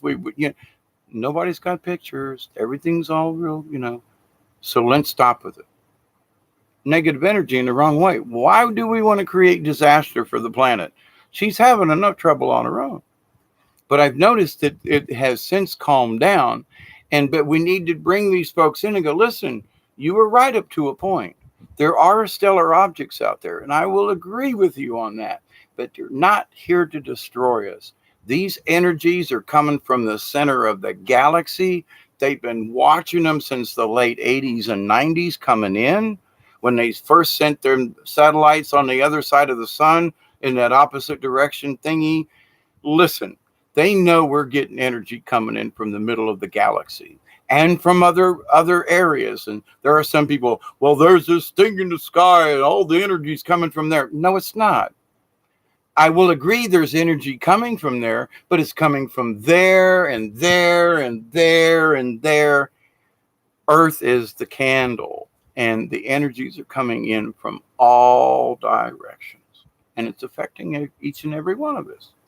So let's just chill out with some of this stuff and ride the waves. I got my surfer shirt on, so we could ride the waves of energy. But the thing is people are they keep wanting to stub their toe on something. Wow, it's got to be this. No, it don't. There's so much in the universe that we still don't understand. I mean, look at all the stuff that's still on this planet that hadn't been discovered. The bottom of the ocean, this and that. They still don't really know about volcanoes and earthquakes.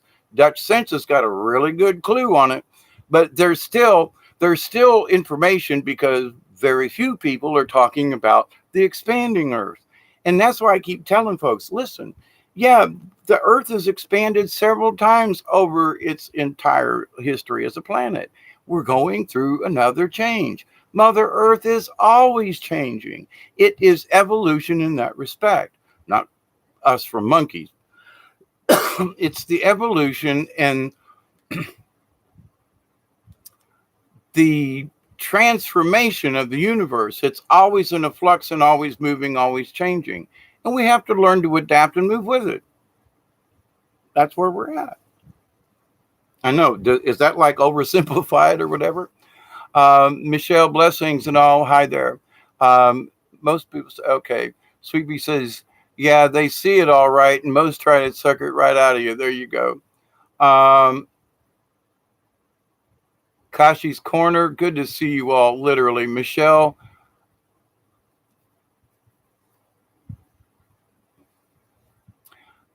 you're having issues with trying to manifest your 4-year-old son Nathaniel's speech.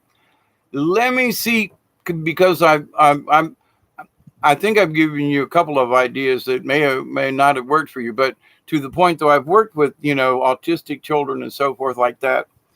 And to get them to speak is there is a dysfunction. They can't connect the brain to the words. So what you try to do is get them to say a sound. Just respond with a sound, like duh. Try singing, try music. In order for them to connect what they hear in their brains moving so fast, they can't find the right connection to get it into words. So it's a dysfunction, because it's an overstimulated circumstance and they're having trouble finding it. Now, musical tones, and like, for example, those little play school, I don't know if they make the metal ones anymore, but the plastic ones, the xylophone things, then don't work. Get an old one that's got the metal xylophone and bang, bang, bang, bang, bang. And then when you play with them, on the xylophone, for example, or you could do a keyboard, or maybe, there are lots of other things. There are a lot of toys you can use that have sounds in them. And like the cow goes moo, and you turn the little dial and man, what does that say? So go with a sound versus a word.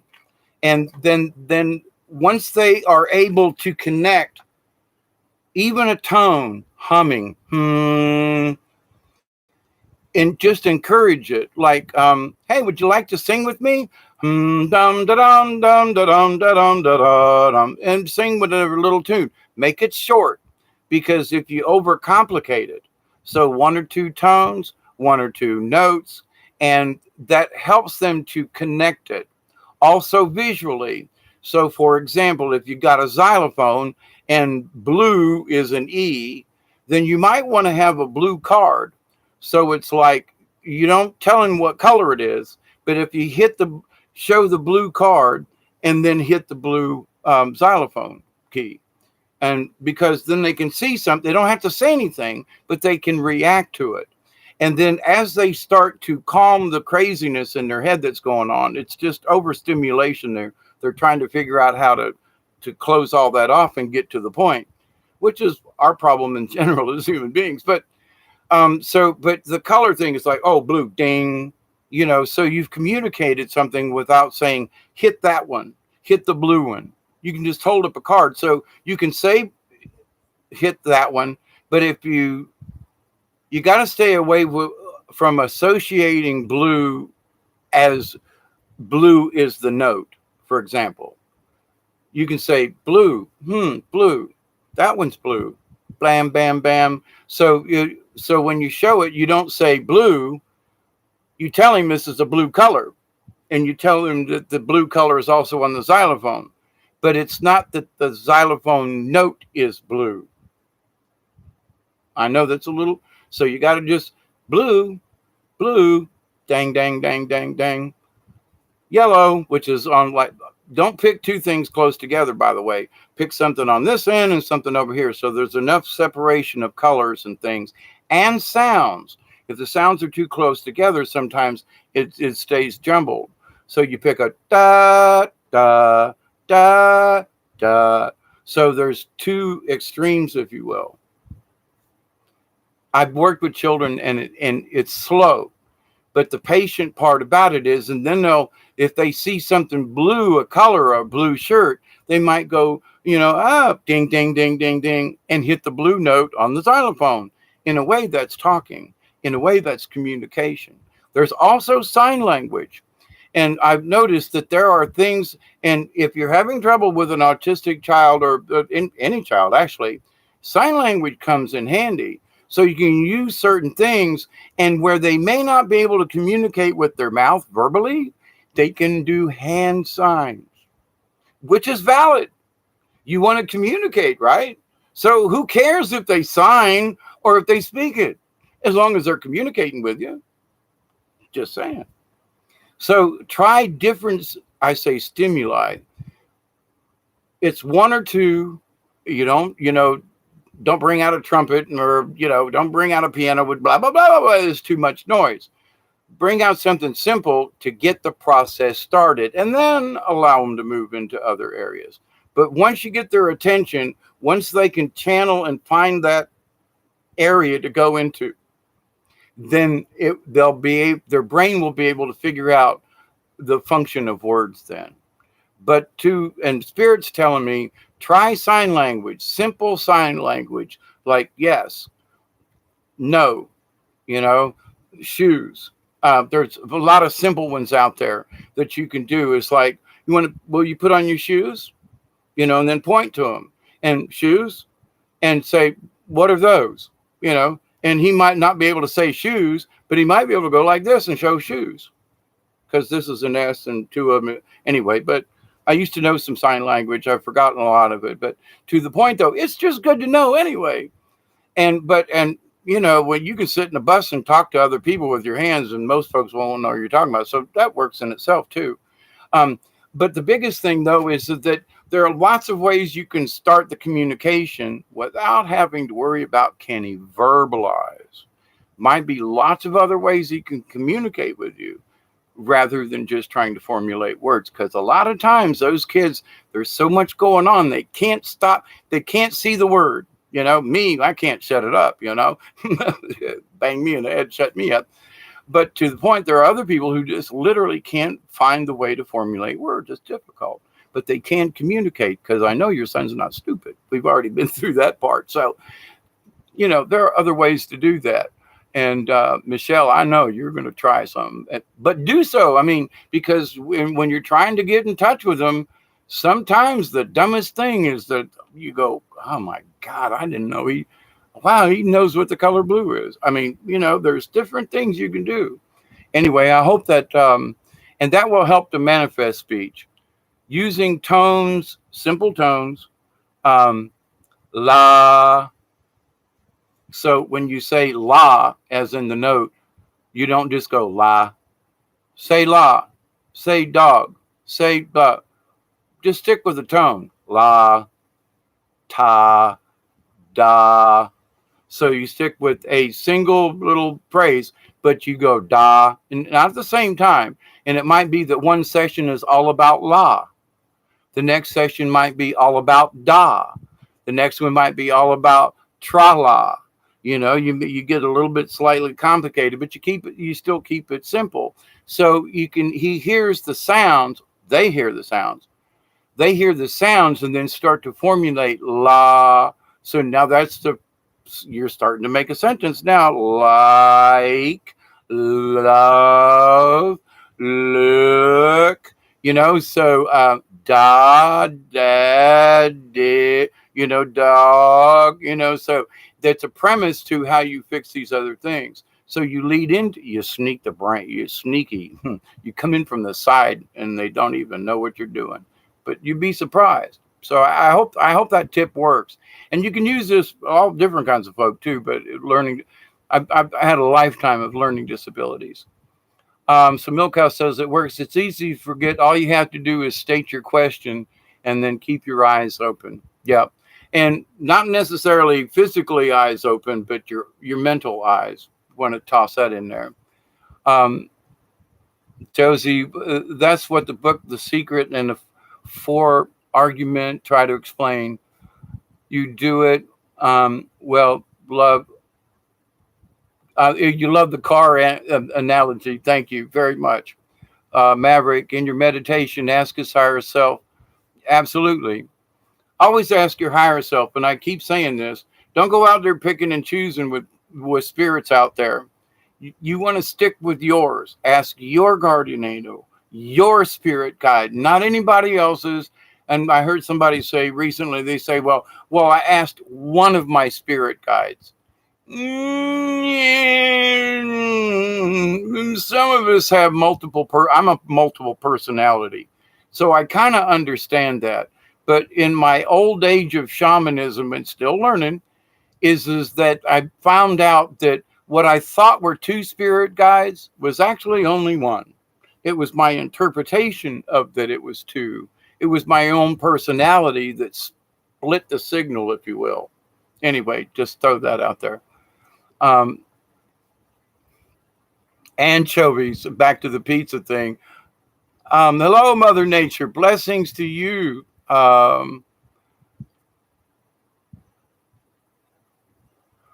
Lori says, thanks for the talk on energy. You're absolutely welcome. Um, Maverick says, you've seen a lot more bees this year. I haven't seen more bees, but I've seen more bee type insects that seem to be pollinating.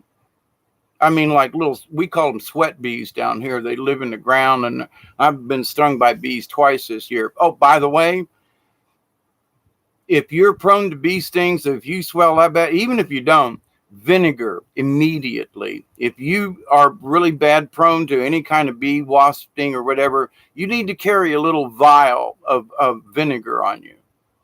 Because I got bit twice, almost in the same place on this hand. First time, and then I ran in the house, vinegar. A couple of days later, I was out in the chicken pen and got nailed again. I was trying to find out where they were so I wouldn't get stung, got stung. Anyway, came in the house, vinegar.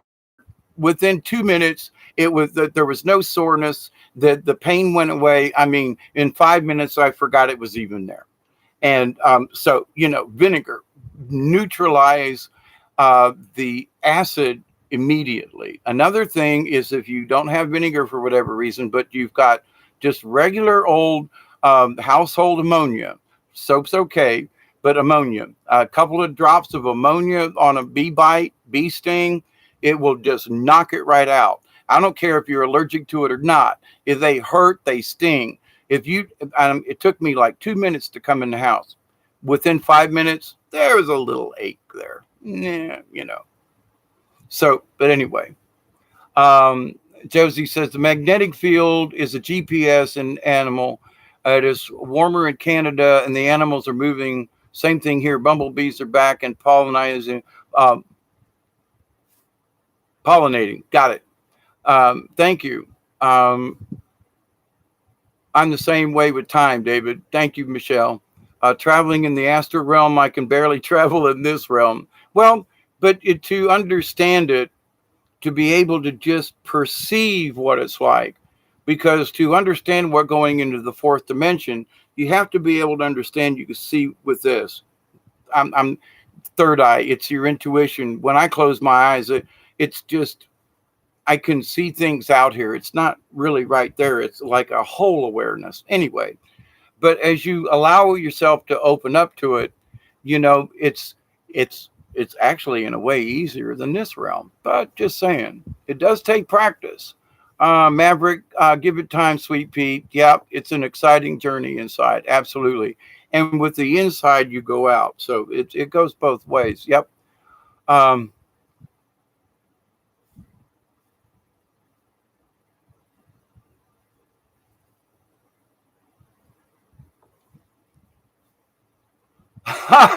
Sweet Pea says, I can see it now. My husband is going to ask what the hell I'm doing walking around blindfolded. You're absolutely welcome, Sweet Pea.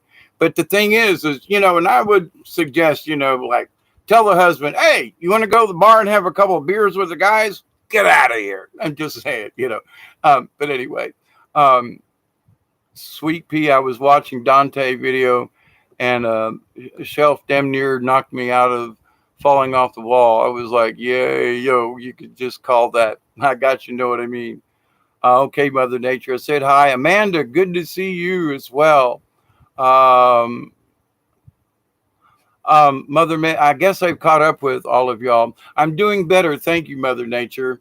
And I do want to bring this up again, but as healthy as I think I am, thought I was, getting that virus knocked the crap out of me really fast. And in a way, it kind of scared me. I was like, I thought I was prepared for this. And I mentioned earlier, but again, I'm going to reiterate, these viruses are all around us. And the fact that I'm been more of a hermit these last couple of years has kept me from being around the viruses. But it only took one really good time and knocked me out for several days. I'm still got congestion. The point is, though, I had lost I'm okay. There's nothing can hurt me. Blah blah blah blah blah blah blah. Sort of. I'm invincible now. Look at the energy I've got, and I'm one virus knocked me out, and I was like, son of a bitch. And all of the things, my chamomile tea, I still haven't found. The dried mullein, couldn't get it together because there was just so many things. I was not prepared for being sick, and it's like I had all the ingredients but couldn't find them because I was sick. And boy, did I learn that lesson. There's going to be a little sick spot that's got a little tea, it's got a little this, and I'm going to make sure that little that bugger stays up to date. Because I'm going to get another virus. You can bet on it. It might be another 2 years, cross my fingers. But the thing is, though, that going to get it. And I will remember this. Just because I don't get a cold doesn't mean I'm not going to get one. Since I haven't had the flu, doesn't mean I ain't going to get it. I've been lucky. I realize that. And sometimes I was taking this luck as, look how strong and that I am. Wham! Guess what, guys? No amount of spiritual stuff can kill. It wasn't as bad as it could have been. Blah blah blah blah blah. But the idea was spiritual frequency does not keep out these damn viruses. I don't give a crap who you are. You can help heal yourself and it not be as bad, but they're still going to get you. If they get inside you, that's their nature. I don't care how good you are and how healthy you think you is. If that virus gets a hold of you, beware. And some of us, and I thought my immune system was doing pretty good. If I get cut or something, it goes away in a day or two, where it used to like fester for a week and I have to wear Band-Aids. I get a scratch and go, oh, that's interesting. 2 or 3 days later, it's gone. So I think my immune system's doing pretty good. I've had other little thingies here and there. Got over them right away. But this flu, it taught me a big lesson. Big lesson.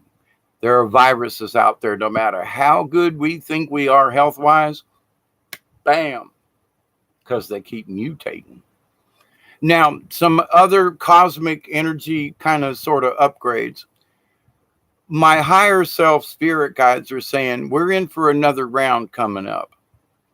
Don't know what that means, but the Schumann resonance has been kind of quiet as far as spiking vertically.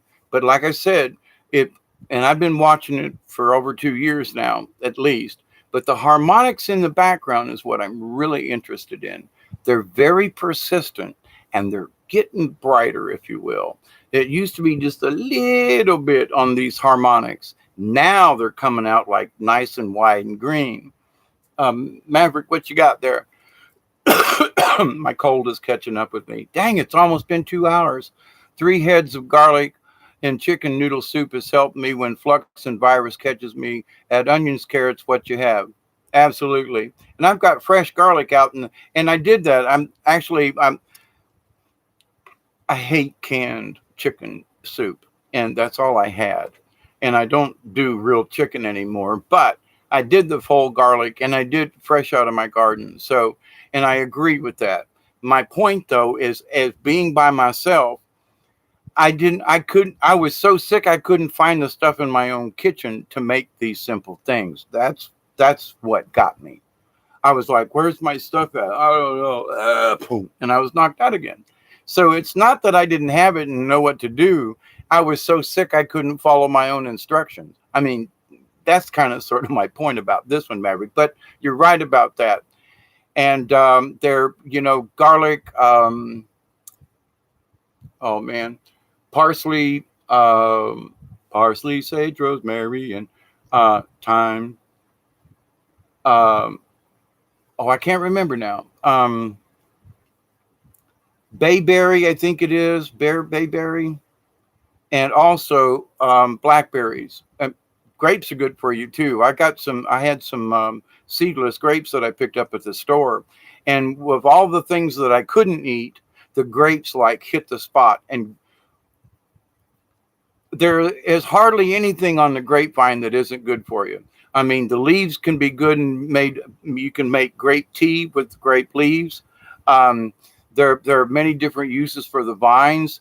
If you're out in the woods and you can't find a source of water, but you find um, wild muscadine vines or something like that, you cut them vines in the right place, and you can drink the water out of the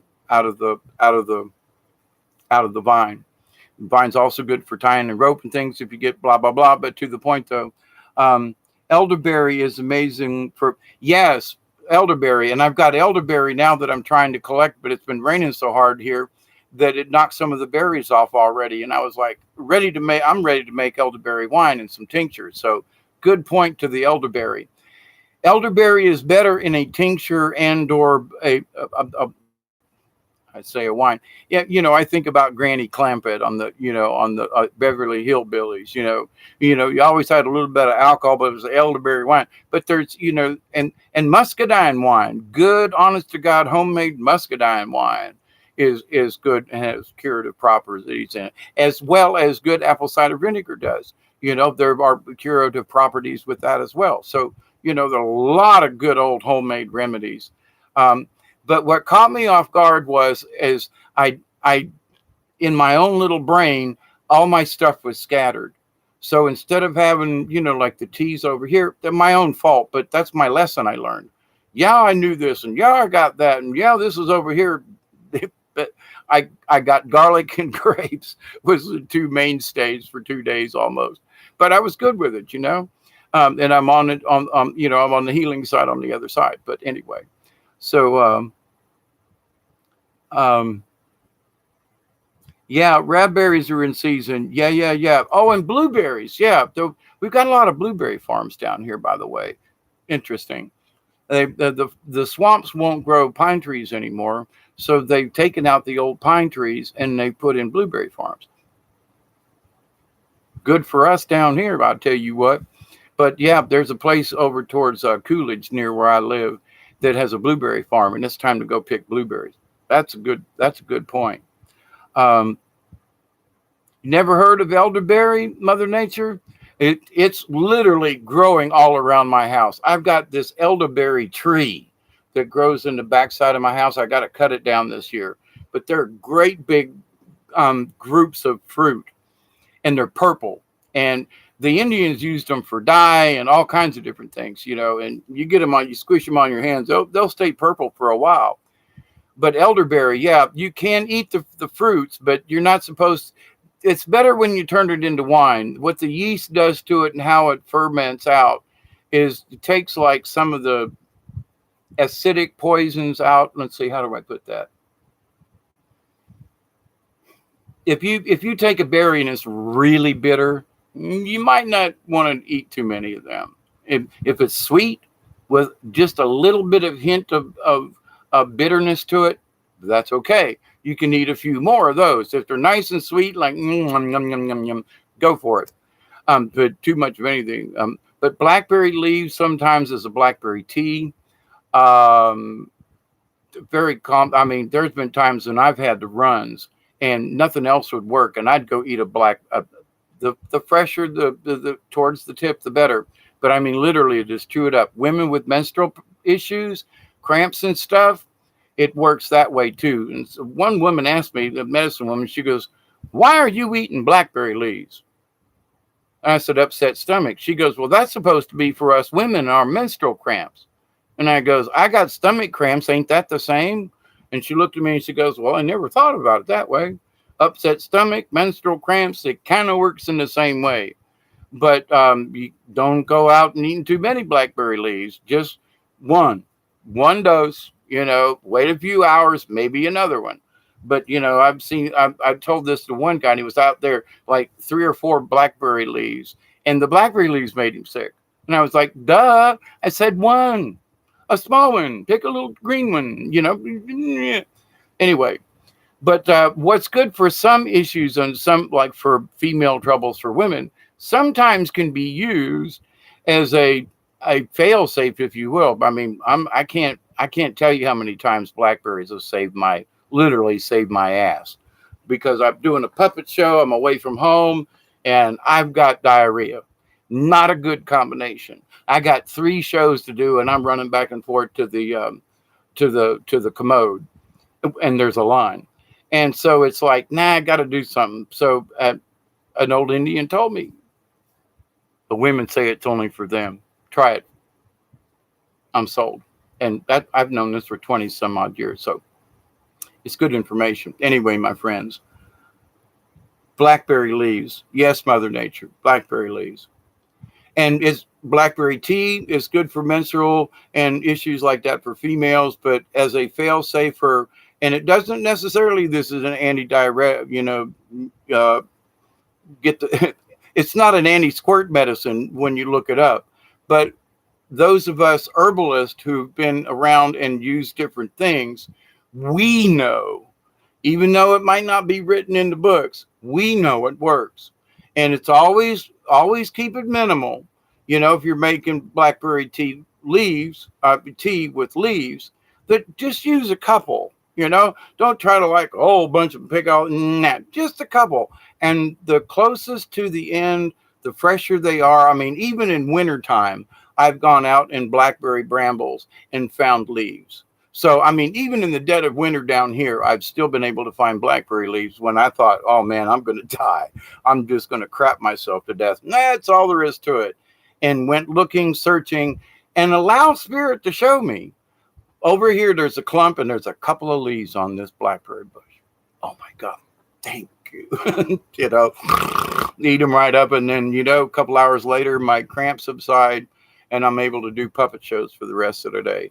Save my tail too many times. I'm here to tell you what. So my friends, I'm still haven't recovered. This is my 3rd podcast for today. Let's see.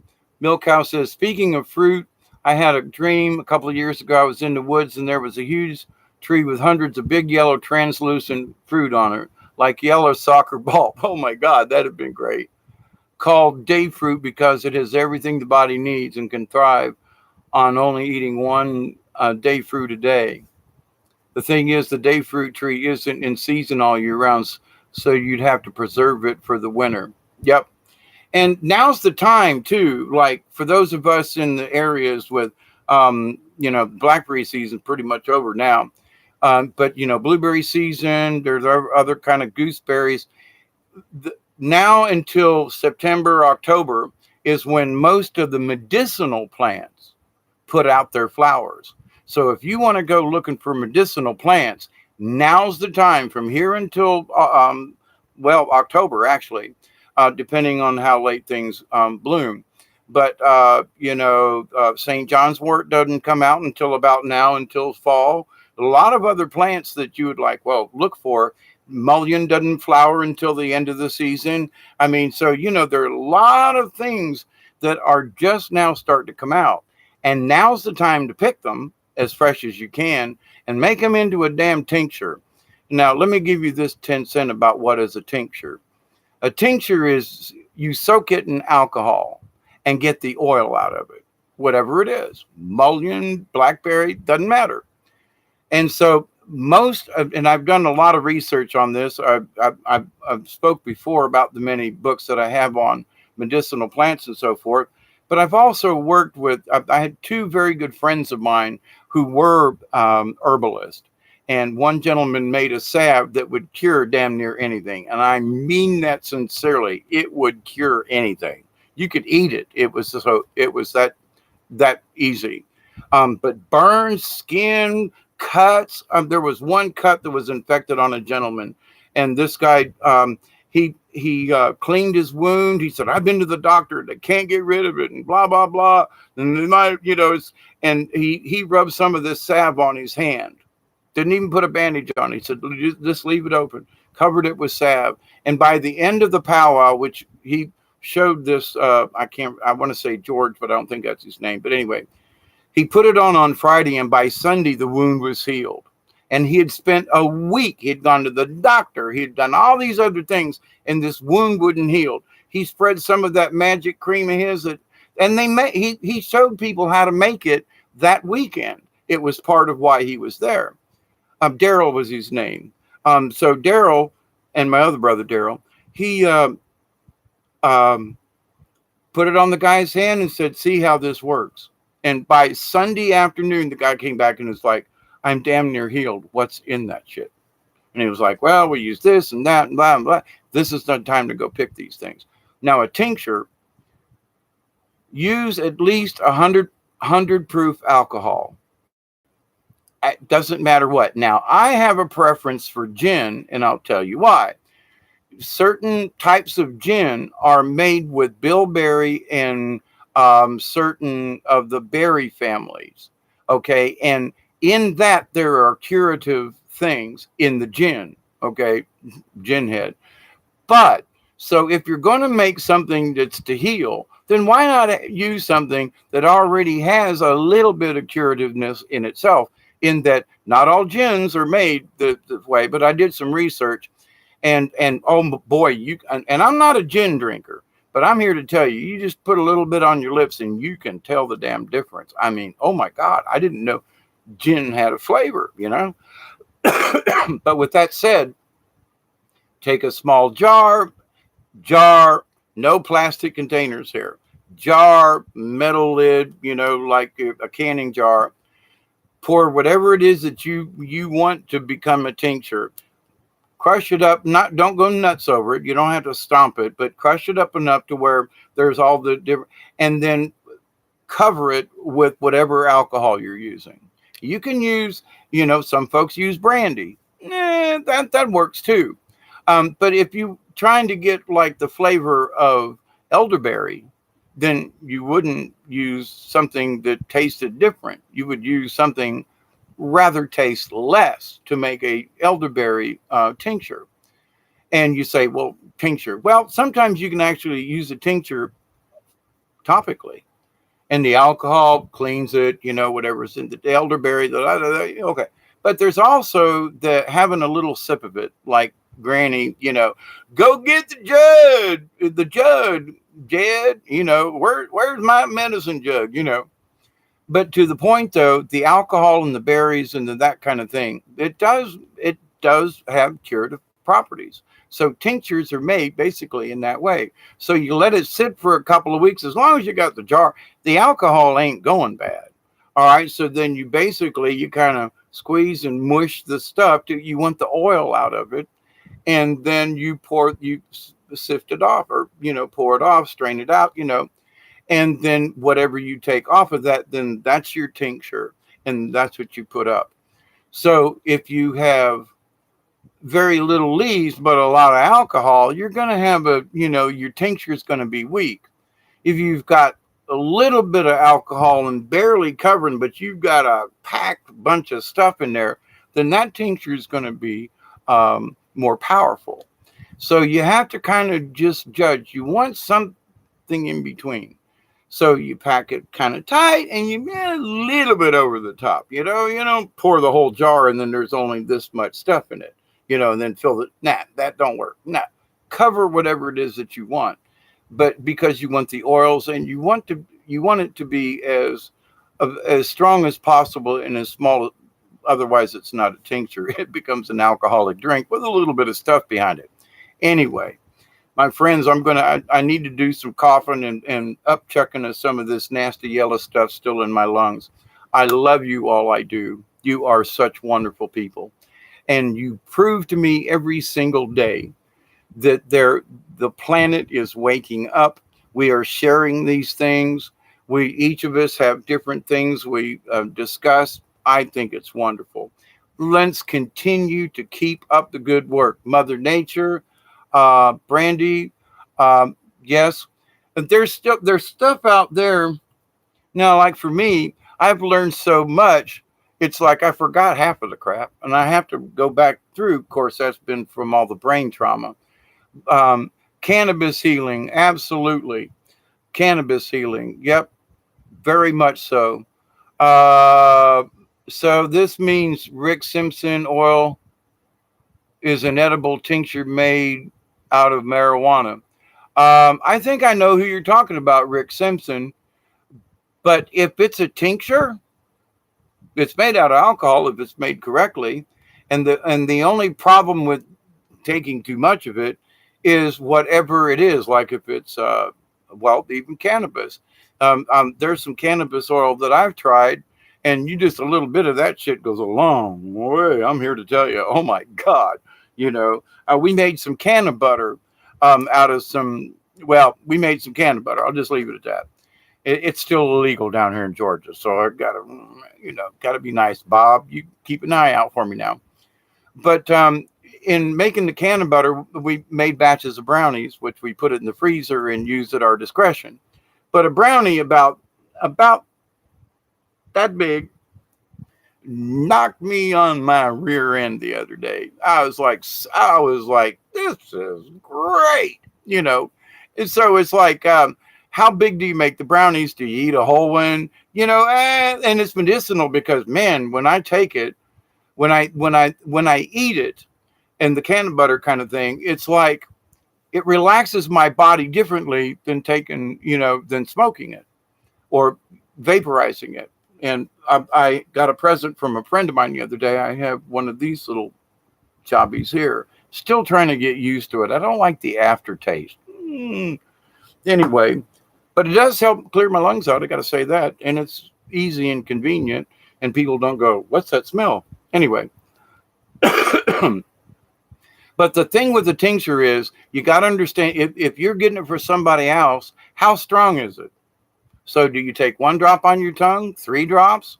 You got to kind of weigh it out. If you make it yourself, then the understanding is I want as much as I can without being too concentrated.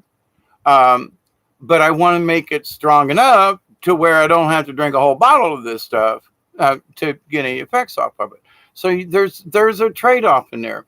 But the whole thing is that make sure there's enough and it's covered with and you squeeze it, and it will at least give you some benefit, even if you have to take 4 drops instead of 1. Just saying.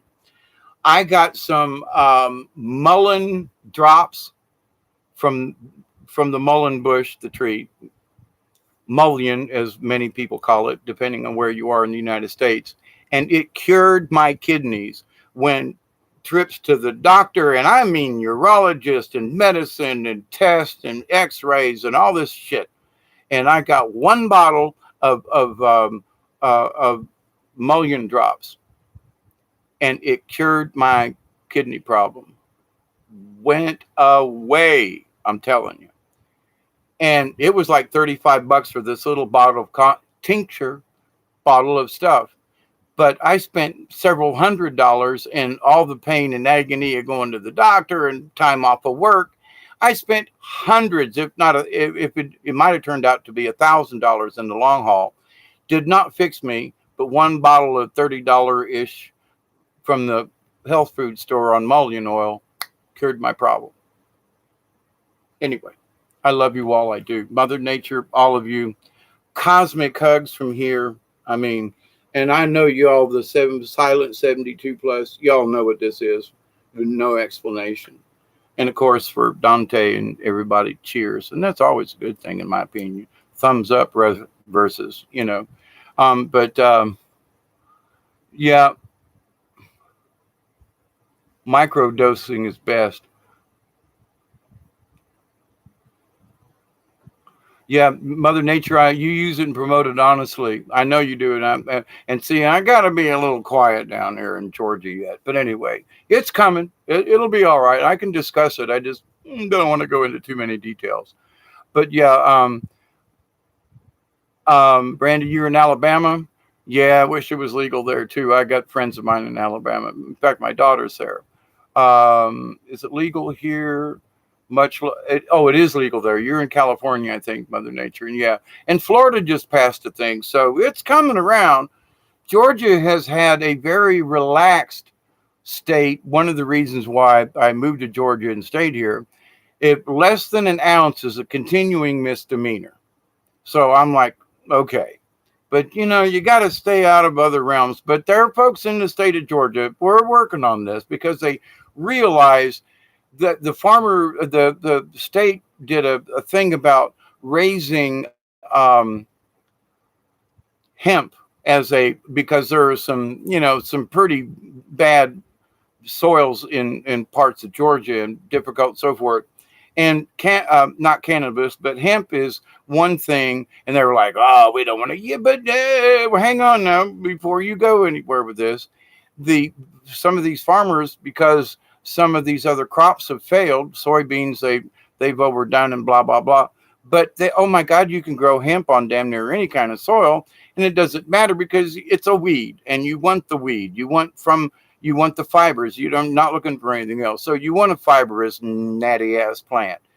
Oh my goodness. So they're reconsidering growing hemp here. And even on my small acreage, if I grew a half an acre of hemp, I can't remember the numbers, but oh my God, it would help me pay my property taxes, for God's sake. Not growing pot, but hemp, Oh wow. But anyway, but it is changing. To clear your lungs, use balsam fir gum sold in Leo Desolate website. In case you can't find it at home, that tree growing in Canada. Gotcha. Brandy, cannabis taken orally stops cancer cell growth if taken with vitamin C. It'll work without vitamin C. Just saying. But the vitamin C does help. The size of a grain of rice to start. Yeah. Start off small and work up. If not, then you can get bad effects like paranoia and things like that. Yeah, my friend, she was eating the crumbles. She's the one that made the brownies. I got to tell on her. I won't say her name, but anyway, we've been friends for 40 years. So she's eating the crumbles out of the bottom of the pan. And then she says she eats one. And then she looks at me while we're playing cards. She goes, "Oh my God, I'm getting paranoid. I think I ate too much." But I only had one brownie. And I was like, "Honey, you've been digging in the bottom of that pan and eating the scrapings, You ate three compared to my one, But just say it." But she was like, she got paranoid and by eating too many brownies. But yeah. Um, so, love, we should all have a right to heal ourselves naturally. I absolutely agree. Um, Moved to Canada. We're doing great. I don't like the snow. Sorry. I'm okay with the cold, but me and the snow don't get along. But yeah, I would. I've been to Canada and would love to come back. Just saying. Free it federally, all would be well. Exactly, Mother Nature. Yes, it is ridiculous. And you know what? I mean, I started back in the late 60s during the hippie revolution and all that. And I swore by now it would be legal everywhere. We just wouldn't give a crap. Well, there are some cops that just like if they see a joint in your car, they're gonna give you a ticket. They're gonna piss and moan with you, blah blah blah, but they're not gonna cart your ass to jail. That's no. So we have reached a certain amount of tolerance, but the laws still aren't changed. And of course, we ain't dead yet, but it is moving along a lot goddamn slower than I thought it was gonna go. But hey, here we are. At least even though it kind of comes through the back channels, I can at least get one of these little jobbers. And I'm not trying to sell them or promote them, but it's like, it's interesting. A couple of drops of oil and you turn it on and vape it out. Okay, you know, but the gizmo's not illegal, but what goes in it is. What the hell? You know what I mean? But anyway, my friends, THC could really it really fuck with your head. You betcha. And if I'm going to smoke enough of it, that's what I want it to do. Just saying, you know. Why drink alcohol if you don't want to catch a buzz? But I'm kidding, but I'm not. Brownie are super strong, maybe because of the cooking. Well, it had to do with what I gave my friend to make the butter with. It was a lot stronger than the stuff I gave her the last time she made can of butter. So it was the strength of the weed, not how she cooked it, that made the brownie stronger. But to the point, it was like, whoa. But the thing is what I like about the brownie part is that it relaxes my body physically, where a joint or a smoke or something like that, I get relaxed. But it's not the same as eating it, and people say, well, what's the difference? It's a body high. It's a body relaxation. Now it messes with my head too, but I was telling a friend of mine, I said, I ate a brownie about 2 weeks ago now, and I said, I was just thinking I was going to kind of mellow out and watch a movie or something, listen to something. And the next thing I know, I'm getting in my truck and going to the river. It was like taking 4 hits of speed, 12 cups of coffee. I'm like, I'm going to the river and going floating in the middle of the night. You just ate a brownie. I know. Isn't it great? Woo, I'm going to the river, and I was like, and I was just so relaxed and pound, hey, yeah, it was, but the pain and everything and the body part of it, yeah, I was a little messed up head-wise, but it was more, my whole body was just like, oh God, I have taken all kinds of pharmaceutical pills for pain, and one good brownie knocks them all out for hours, and it gives me a buzz, and it's natural. So hey, and it's a brownie.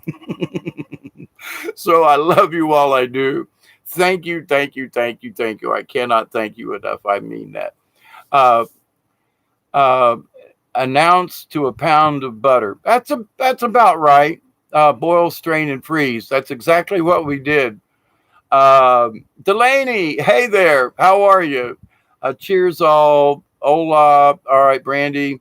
No fear of gators? Brandy, no, actually. I grew up in Florida in the swamps with gators, a lot bigger than the ones around here. Gators know that you're too damn big for them, unless you're in the water and swimming.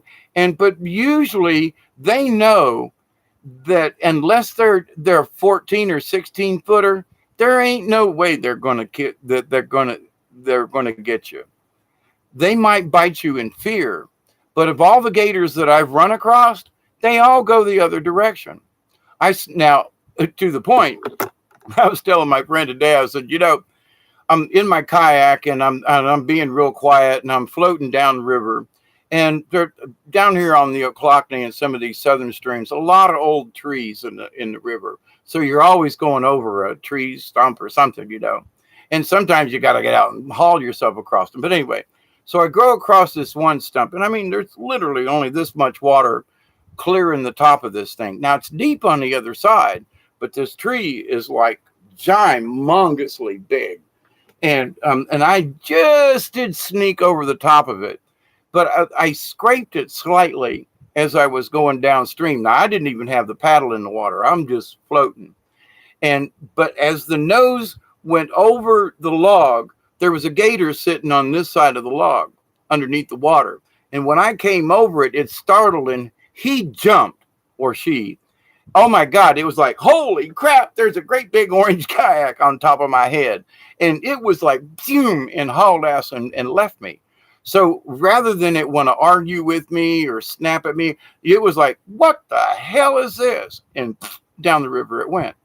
Now I almost shit my drawers because I was not expecting an alligator be over there and to literally come flying out of the sky at me. Didn't hurt me. It was just that it rolled. It was a lot more scared than I was. But to the point, even the ones that are on the bank sunning themselves, and I came around a corner and I saw the gator before it saw me. But when it saw me, it was like crap, zoom, and right in the water and downstream, never towards me. So am I afraid of gators? Nah. I'm afraid that they're going to scare the crap out of me and I might fall over, but but I'm not scared of the gator per se. Now, I ain't talking now. Crocodiles, totally different. If there's down in Lake Okeechobee in southern Florida, they got crocodiles. Do not mess with them suckers. Not an alligator.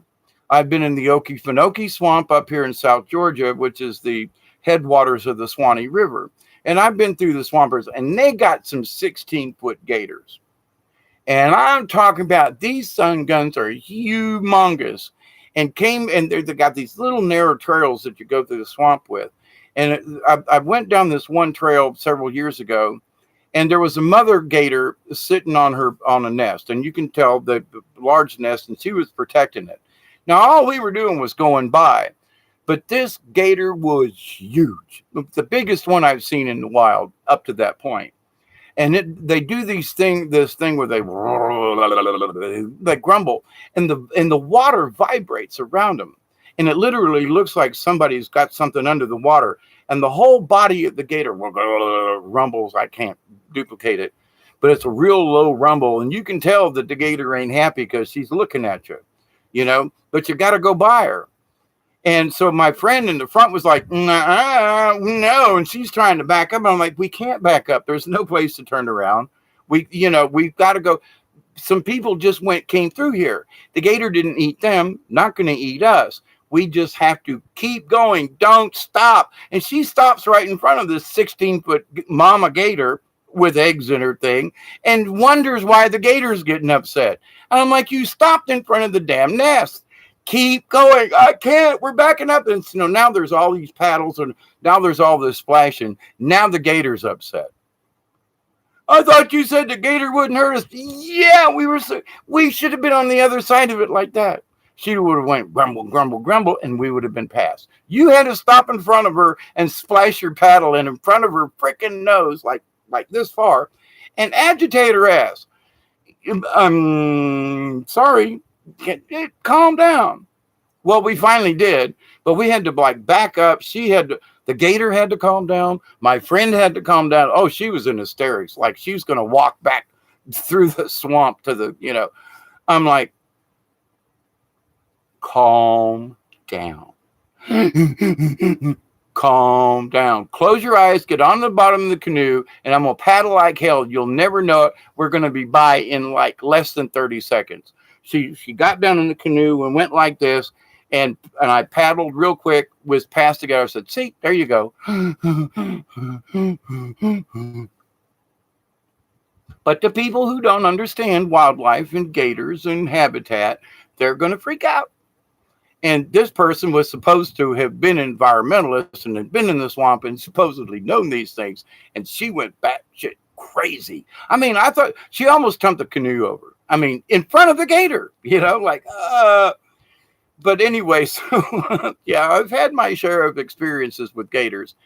And, as a kid growing up in the Hillsborough River, there were 12, 14 footers all the time. And some of them would come up and bump your boat. And then they'd come up on the other side and look at you like, what are you going to do about it? Nothing. Just keep going, But I never had a gator try to overturn us or anything like that. And I've been in a 14-foot canoe with a 16-foot gator. Okay, there's more gator than your canoe. They bump you because, they're big and lumbering. What are you? But as far as trying to knock anybody out of the boat and eat them, no. Crocodile? All bets are off. All bets are off. Crocodile, yum, yum, yum, yum, yum, will take a snap at you and eat your ass before you can shake a stick. Totally different animals. Same kind of, crocodiles, mean SOBs. Do not mess with. And I say that because there are some places down on Okeechobee and down in there, and it says crocodiles don't go near the water, and they let their dog run up and down the beach. And then when this croc comes literally flying out of the water and eats their poodle, oh my God, he ate my dog. Well, duh, it says crocodiles don't go near the water. It means your pet too, idiot. I'm sorry, but some people are stupid in that respect. Gators love dogs too, by the way. You know, um, uh, Mayaca River State Park in Florida, we used to go down there and camp all the time. And I've been all around those lakes back in the day, and there's a lot of gators down there. At least there were. And come right up where you put your boat in. They send there. People walk up in there, fish off the dock, and there's 2 or 3 gators laying there on the bank. I mean, it was common for us growing up. But, if you think that the people that come up, keep your dogs on a leash in this area, great big signs. What do the people do? Oh, look, we're near the thing. There's gators laying on the shore. Let me unhook my poodle. And of course, the first thing the dog's going to do is run up there and holler at the gator. And the gator goes ka-chomp and, backs into the water, and dog's gone. And the people are freaking out. And I'm like, whoa, that gator just got a free meal. They love tourists with their dogs, But, people are so stupid in some of these respects, I can't believe the gator ate my dog. It says keep your dogs on a leash in this area.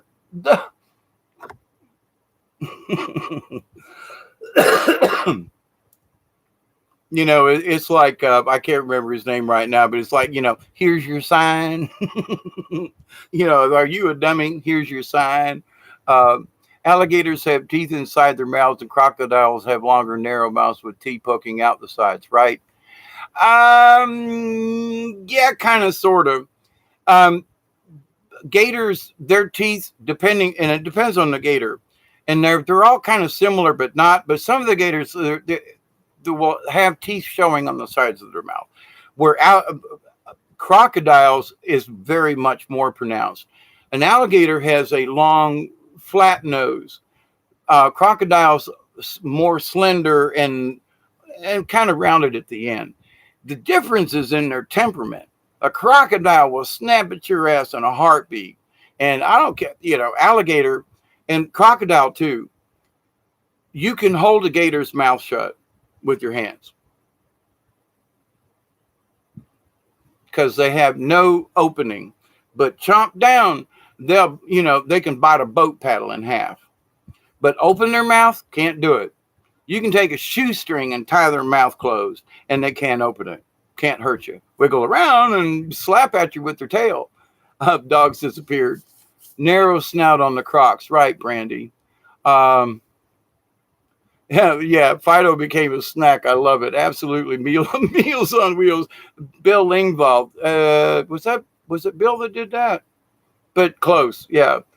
They were on the golf course in New Orleans. I was a cart though, so no worries. Yeah, there was in Florida, I lived near St. Leo's College, and they got a really nice golf course there. At least they did.